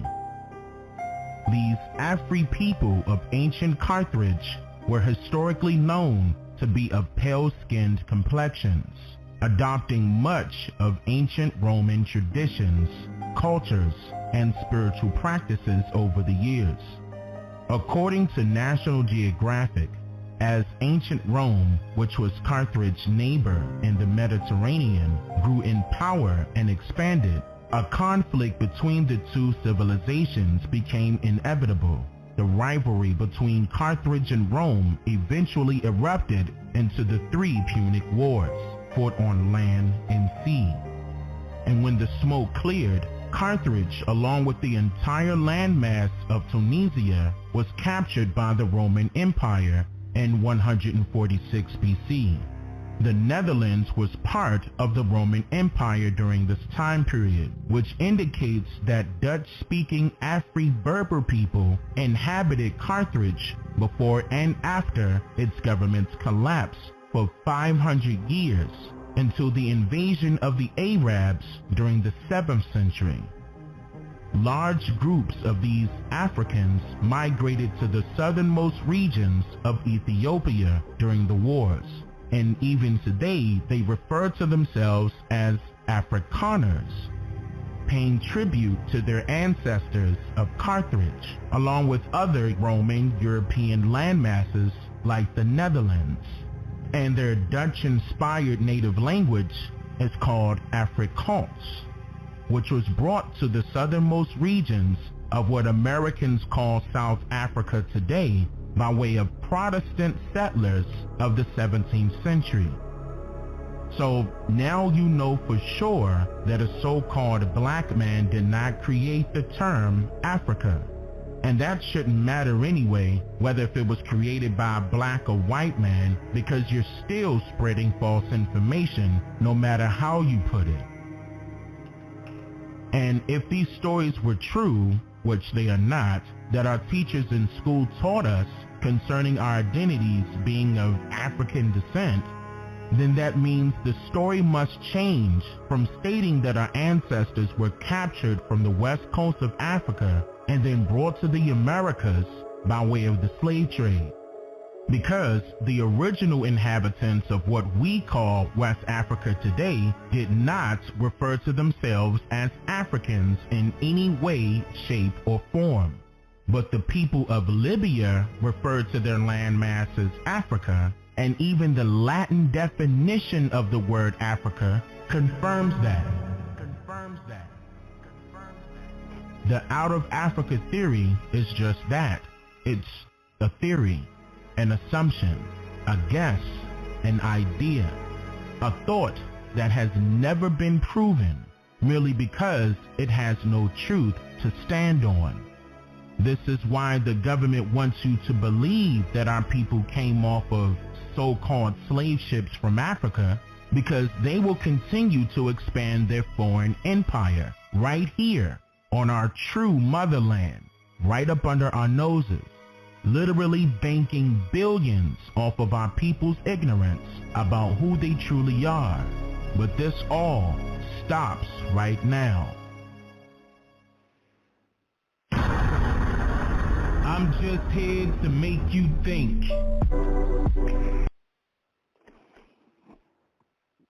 Okay, everybody, we're back. We seem to have a caller with his hand raised. I'm going to open up the line. There it goes. 352. You always call me. Greetings in the name of the Father, Son, and the Holy Spirit. My name is Pastor Don G, CEO. Shouts out to the network. Shouts out to you, brother.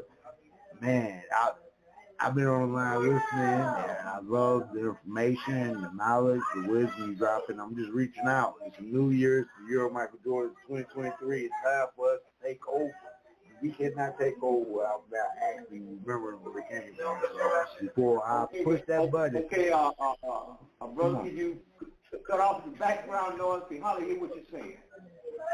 All right, well, hey, I'm gonna go back on mute, man. But hey, I'm here, and I'm going through a lot, but at the same time, I got some background, so I'll get back at you. I'm gonna have to use the mic. Just hang on, man, and I'll finish listening. Okay? Okay. All right. Okay.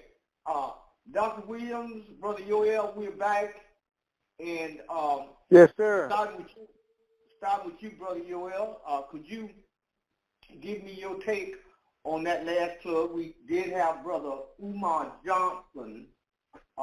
He's a Pan-Africanist. We heard from him. And once again, we heard from Brother Dane Calloway.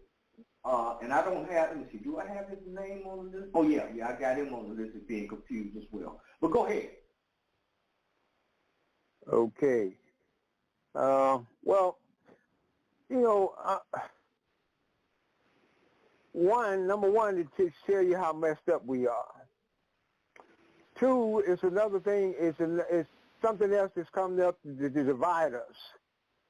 I don't see whether we from Africa or from here, you still have an invader, you still have somebody who came here who's mistreated us and did the things that horrific things that he's done, that his history validates that he's done to us as a people and still doing, okay? Three, going back to what I said earlier with Pangea, let's take that concept of the land all being locked and let's make it into a house that has 7 rooms. And let's take that house and set it on the water. And let's say that something happens one day and that house breaks up. Point, the house is all together, all the rooms are connected. And then at another point, the house, something causes the house, all the rooms to break up and separate. Are those people the same people? Or is that the same family house with 7 rooms, or ain't it? When did they become different than the other one? Of course, we know environment plays a strong part on things because depending on where you are, if it's warm, hot, or cold, or wherever you are, that may have some weight, or that may weigh in on what you may look like. Okay, your physical features and stuff like this. So, you know, that's a given. But it's called environmental, impact. But again, I asked the question: if the house sitting on this water and all, the house breaks up into 7 rooms, and somebody was in all of the rooms from that original family house sitting there in one place at one, with it all connected, do they cease from being connected or don't do that? I think they basically, this is what this is the question I ask all these people arguing over this issue, because to me it's a moot conversation because, you know, I don't even see what the point is in arguing over it. You know, we already know one, there was nobody on this piece of property over here before us, and Caucasians had even validated that. Okay. Now, two, we already know that Africa is connected to this because you got over here in America somebody who's duplicated, specifically right here in Illinois state, the so-called state of Illinois. We got a part of our state called Little Egypt. Well, how will you know where's Big Egypt, since this is Little Egypt over here? And how do you know that this over here, geographically, is similar to something over in the east? And even those who are Moors know that they consider this Northeast Africa, Northwest Africa, or some say Northwest of Mexico. So, and you're talking, are we talking the same thing? Are we speaking in tongues or something, like they do in church or something, because it's confusing to me. We are the people. Simple as that. So I don't get why we are allowing some more separation to come into the picture here. As Pan-Africanists, as they talking about Umar Johnson represented. Well, Umar Johnson is a young boy in all of this in the first place. He came at an end at a certain point. He don't have all the information. Nobody does, because if you did, your ancestors wouldn't be sending you information right now. That was all in the dark and coming to light, So if you had everything, they wouldn't be sending you anymore. You had it all. Okay? So things are still being uncovered with respect to us. And we just in the front door, just in the doorway of the age that we going in, that's unveiling all of this stuff that was in the dark that's coming to light. We're just in the doorway. Just a few short years, and we got 2,000 more to go. And they refer to this as the information age. So, you think that so far what's came in the door already, that's all? That's it? No. Come on now. Come on. We not go. We should be smarter than that. Anyway, that's why I said we have to have a holistic view of what's going on here. We can't just look at the pieces here or from one angle and make a decision, make a determination. And of course, we can't look at just Africa and make the determination that we're African. We can't just look at right here in America and say that we wasn't here, when we already know that evidence says that we were already here. Okay, so I don't see, in my understanding, I don't see why we can't make this connection, that the house is still the same house that floated apart into 7 continents. There's 7 rooms. That's all I have to say, Tarhaka. Okay. Before I go to Dr. Williams, I have one question for you, because you did say we should look at the big picture, and I'm in absolute agreement with that. Now, here's my question. Do you believe that life itself and civilization began in Africa and not the Americas? That's a question you asking me or a professor? Yeah, no, I'm asking you. Okay, well, again, it began, let's go back to what I said about the house. There's one house, one piece of property. Now, whatever you call that one piece of property, that's what it is. Just because it breaks up don't mean that life began over in here in room number 3 or room number 5. Okay. Africa could be room number 1. Okay, but it don't necessarily mean now where exactly. Supposedly, according to some, and Dr. Bean and Dr. Clark, they say that it started at the with the Twa people at the base of the Kilimanjaro mountain in Africa. But you didn't sit there and stay there. It's just like in your own house. You don't stay in if you and your wife don't stay in one room in the house. If you have children, they go in the other rooms in the house. So and their children have children. They spread all over the place. So we were all over the place. What we begin exactly is, hey, you can argue that if you want to, but it's the same family. So I don't understand why we're tripping like that. Well, I'm not tripping. I'm just asking questions. No. I ain't talking about you. I ain't talking about you. I'm talking about people. You see all the arguments we got out here on which came first, the chicken or the egg? Stop. Hey, we the same people. What did Malcolm say? You don't be. It's kind of goes back to what he said about they don't discriminate because you're Muslim or because you're Hebrew or because you're Christian. There's one thing you have in common. You were born black, as a descriptor, using that as a description right now. And that's what you look like. And you look like if you go standing in Nigeria, Tarhaka, and not open your mouth, they would think you're Nigerian. It's simple as that. There got to be something to that connection and why you look so much like that maybe. Or from Ghana, whatever the case is.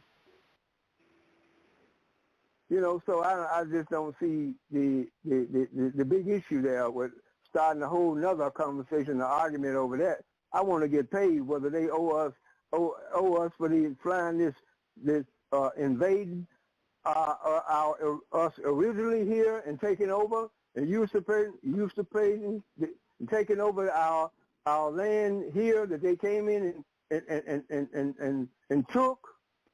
What we should be arguing is how such a great and mighty people that such peons come in and take your property in the first place. Because when you think of everything that he used against you, you created it. Gunpowder? Well, okay. Well, you could use the same gunpowder for yourself. But you didn't. You used it for different reasons. The metals, iron, you knew all about iron. And if he can make a gun with it, why couldn't you? Especially to fight him with. I can understand you didn't make one because you were trying to kill nobody. But he was. So if your enemy is using a knife, you mean to tell me you ain't going to make a knife for yourself and fight him back? That wouldn't be wise. So again, I just don't see either way it go, he owe us for, like I said, you can call it reparation, you can call it whatever. He still owe, and the Moors do believe that he owes rent for occupying the land, right? That's right. Is that right, Mo? Okay. And so whether they call it rent, or whatever the words they want to use the name for it, and whether or not the Afrocentrists or the Pan-Africans say he owes us for slavery or the enslavement or the reparations, if that's the term they want to use, okay, cool, whatever. Whichever what way you want to go, it's still like he invaded, he took over, he came, he saw, he conquered. And when we finish getting rid of him, then we can come back to the table and argue over which came first, the chicken or the egg. But right now we need to focus on the enemy, the real enemy. and I for one believe that really when you really come down to it, with all the information that's coming out right now, that he's just a pawn being used. He just brought to the table to do what he did. How else did he? How else would he have accomplished what he accomplished had it not been for the permission of the ancestors and the Creator? You so great and mighty and powerful, but you let a peon come in and take over. You know, you have to ask yourself that question. It's like, okay, what happened? Man, you was looking like Mr. Atlas for one moment, and then here comes the little guy look like he ain't lifted nothing but a slingshot, and he knocked you out of your head here and buried you in this little shallow grave. You know, come on. We'll talk about that later. Let's just fight the enemy right now. That's the way I see it, Tarhaka. Okay. Dr. Williams, you still with me? Yes. Can you hear me? Yes, sir. What's your opinion on the last plug we played with Brother Umar Johnson and the Pan-Africanism and Brother Dane Calloway? Well, Umar Johnson, I like Umar Johnson, but that's not his subject. He should stick to his subject. His subject is psychology. Okay? He don't know anything. I got him on the confused side. I got him on the confused list. I said I got his name on the confused list, him and Dane Calloway. So far, let's see, 1, 2, 3, 4, 5, 6, 7, 8, 9. I got 9 people over on the confused side. Martin Luther King, Malcolm X, the Africans themselves, my parents, my great-great-parents, my mama, Dr. Abby Van Serma, Dr. Joseph Ben Joplin, me, myself, Brother Umar Johnson, and Dane Calloway so far. Okay. Now, what would you said that, okay, he's confused, and Brother Dane Calloway, okay, well, we already got him on the list as confused, so we're gonna forget about that right there. Now, you want to tell us how we get hold of them books, Dr. Williams? What book is that? Both of them. My two books? Okay. Before I get to that, I'm going to address Brother Yoel. Brother Yoel, I keep telling you that the ancient Egyptians were civilizers. They had no armies to fight anybody. That's not in their concept, in their civilization, and in their culture. Not to fight anybody. So they don't know. They didn't have no armies nor jails. So stop saying that they were so mighty and they let some peons come in and take over. No. The peons that came in took over by physical force. So that they had no control over. They had nothing. See, you cannot be a civilized people and be a warrior at the same time. The two don't go together. So stop saying that they should have fought them, that they were so great. They were great. They still are great. Okay? You're talking about our ancestors, the ancient Egyptians. I'm going to show you how great they are. I didn't say word, are. You go in your pocketbook and you pull out a dollar bill. On the back of that dollar bill is the Great Pyramid that was built by our ancestors in Egypt. You also see the eagle. That's the eagle is the eagle of the Tarhaka. Okay, so Horus of the Tarhaka. That's the eagle that's on American dollar bill today, okay? So now, what they did with ancient Egypt, they replicated ancient Egypt over in this hemisphere that we call America. You get a book by Anthony Browder called Egypt on the Potomac. He'll take you all over Washington, D.C., showing you the artifacts, monuments, and symbols that came out of ancient Egypt. The people out of ancient Egypt, us, indoctrinated our minds, destroyed our minds away from ancient Egypt by teaching us the lie that we were black people, that we were Negroes, and taught us away from ancient Egypt on purpose. I keep telling you that. That's done on purpose. That's how they eradicated ancient Egypt out of our memory and our minds in their school system. All we have to do is go and claim ancient Egypt, tell the world that we are descendants of the ancient Egyptians, which we are.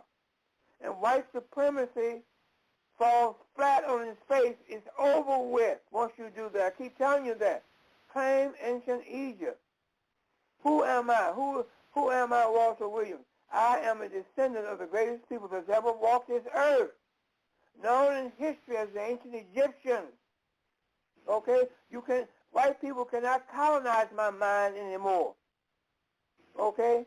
They can't do that because I know who my ancestors are. I know that my ancestors built the Great Pyramid, brought forth civilization for all of humanity.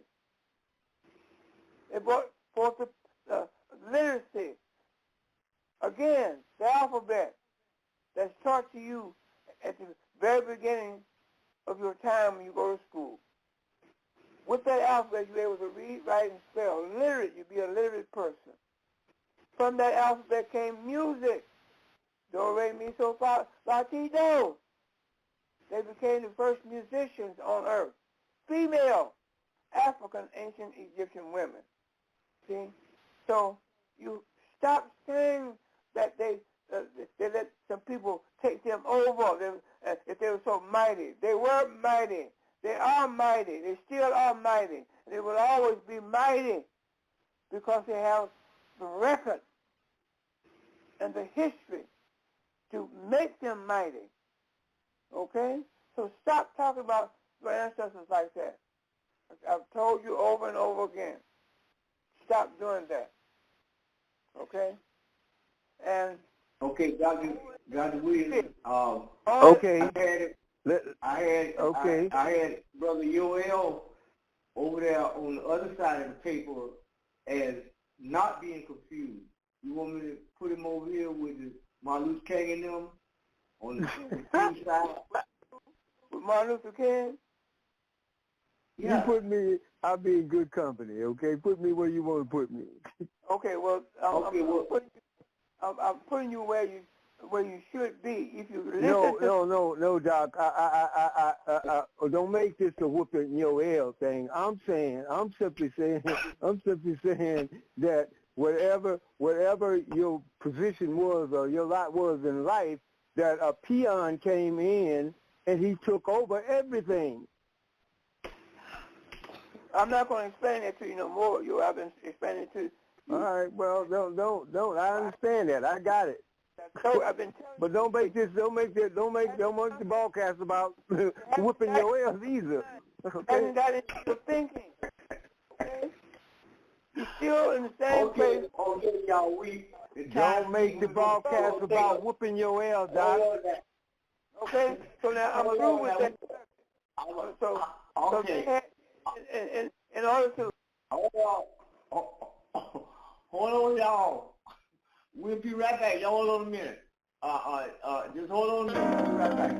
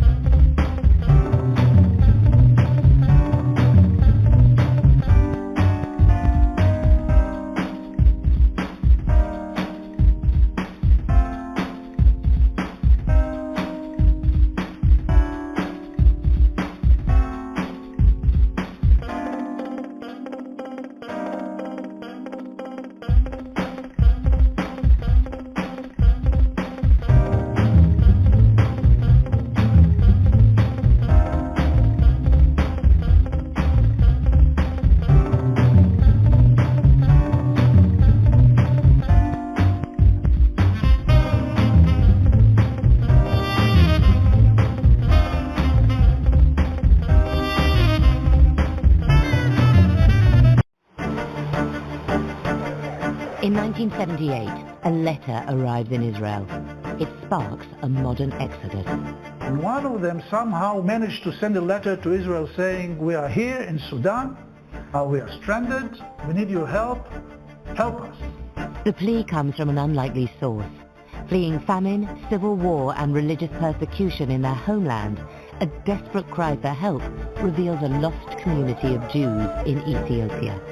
We walked for more than 3 weeks in order to get to Sudan. The Ethiopian Jews claim to be one of the original 12 tribes of Israel, lost for 2,000 years in Africa.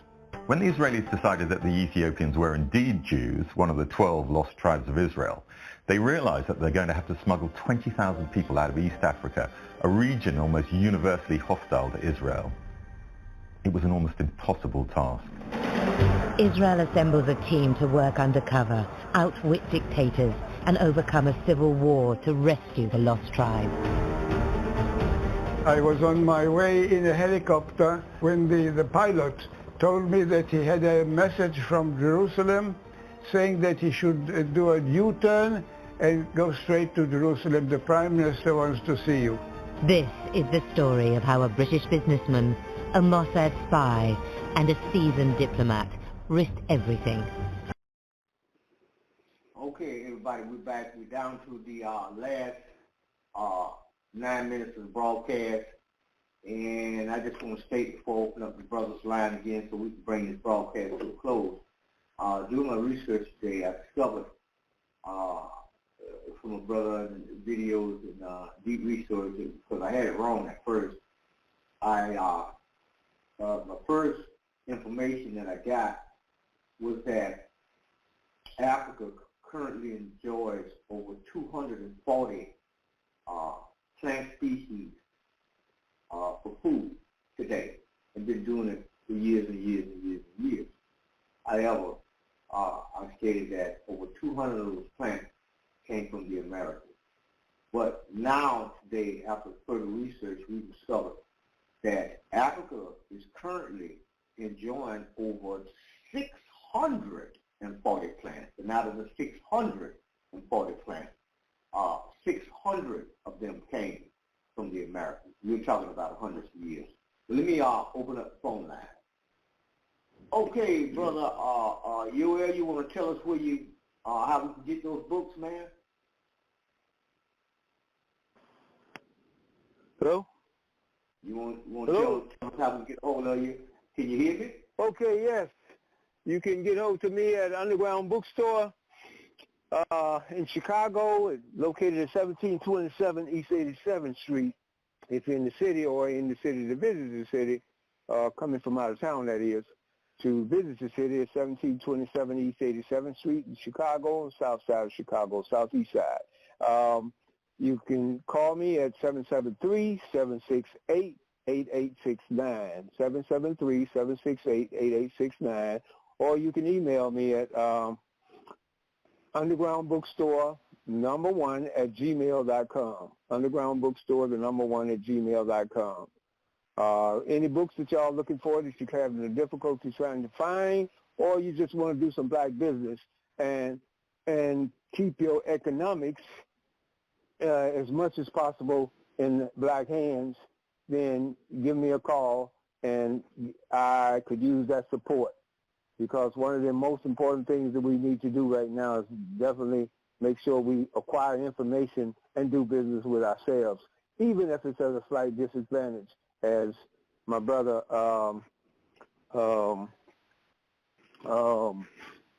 Richard of the Earth, not Richard of the Earth, but Black Skin, White Mask by Frantz Fanon says in his book. Okay. Thank you very much, my brother. All right, let me open up Dr. Williams' line now so we can, because he haven't told us how we can get his books. I tried to do that, but I'm going to try it again. Dr. Walter Williams, are you here with us? Yeah, can you hear me? Yeah, we want to know how we can get your books. Well, you can get my books by ordering from Brother Yoel, who told you how to get in touch with him, and you can order my books through him. Or if you have a local black bookstore in your town or city where you live. Go to them. They can they have my books, and then you can go to Barnes and Noble, or you can go to Amazon and get my books. So there's no way you can not have my books because there's too many places for you to buy my books. And my books is very important to our African community at this time in world history. So I advise everybody or encourage everybody to get my books because there's a lot of information in the books that you need to know. Especially, both books. Christianity. I'm saying there's never been a man that ever walked the earth in human form of any race, creed, or color by the name of Jesus Christ. Same thing with the Prophet Muhammad of Islamic tradition, never walked the earth, and so forth and so on. And in my Islam book, I'll tell you when the first meeting in Islam's history took place in 1926, and give you all the minutes to that. In my Christianity books, I'll tell you why the Metanatural hieroglyphics has never been deciphered on page 146. So these books are very informative, and also why there's no Jesus Christ. So these books we need to buy, and we need to read them, and we need to grow with them. We need to grow in knowledge. These books will take you into a new direction because I'm using the discipline of history to do that. I don't go by what I think or what I believe, because what I think and what I believe, the world don't give a damn about what I think and what I believe. What is facts, which are stronger than argument, more profound than reasoning, more dependable than opinion. Silence dispute supersedes prediction, and facts always ends the argument. So my two books will end the argument because I'm giving you facts. Okay? And I want to say I appreciate you for letting me be on your program and be your special guest. I appreciate my brother Yoel for joining us every time we're on, every month that we're on. My brother Yoel is there with us to give his commentary, and I appreciate him. And I just want to say that if a person want to contact me, I'm going to give you my home phone number. Okay? My home phone number is 773 947 8662 773 947 8662. You can call me. I'll talk to you, and you can converse at that point, or you can email me. Email me at victory, as in victory, IENEA at gmail.com. That's Vienna at gmail.com. VIENEA at gmail.com. And before I lead the broadcast, do I have a time to sing a song? Brother No, you don't. No, sir. I got to give you last commentary on my position, Dr. Williams. It's over. I just wanted you to tell us how to get the book. Okay. But thank you. Thank you for inviting me onto your program. All right. You're welcome. All right, ladies and gentlemen, that's it. And what I want to state is because so often I don't get a chance to state my position based on the research that what we're doing here down here in Florida. We have created, we finally come to the end of the creation of a college curriculum. And based on the research and stuff that I found, and you can also go over there and verify this stuff for yourself. Look in the Guinness Book of Records, and you will discover that the biggest and largest and the oldest pyramids and mummies and artifacts a lot of them be found in Peru, Mexico, and Brazil. According to my genealogy, my great-great-grandparents, my great-great-grandfather, my great-aunt, who died over 109 years old, they all told me the same thing, that we are not Africans. We did not come from Africa. We have always been on this landmass. We have pyramids that you can research this for yourself. 40 miles off the coast of Africa, off the coast of Florida, in the Atlantic Ocean, you have 400-foot high pyramid that you can come here and see for yourself. We have Coral Castle right down in Florida City. You can go see that for yourself. We have the Bimini Wall right down here in Bimini, and underwater pyramids that's straight from Bimini all the way over to Cuba. We have pyramids in Kentucky. We have the mounds. When they asked the in America, the Red Indian Nation, did they build the mounds? The Indians told them no, the mounds were here when we got here. And of course, up and down the Grand Canyon, all over the Amazon is temples and buildings and stuff. And they are stating that Egypt was in the Americas prior to North Africa. This is the research and stuff that I'm doing down here. This is my first time ever getting a chance to say that, and I just wanted to put that out there for you, and so you can do the research for yourself. But anyway, I have been your host, Tarhaka Amana LB, and until next time, y'all have a good night.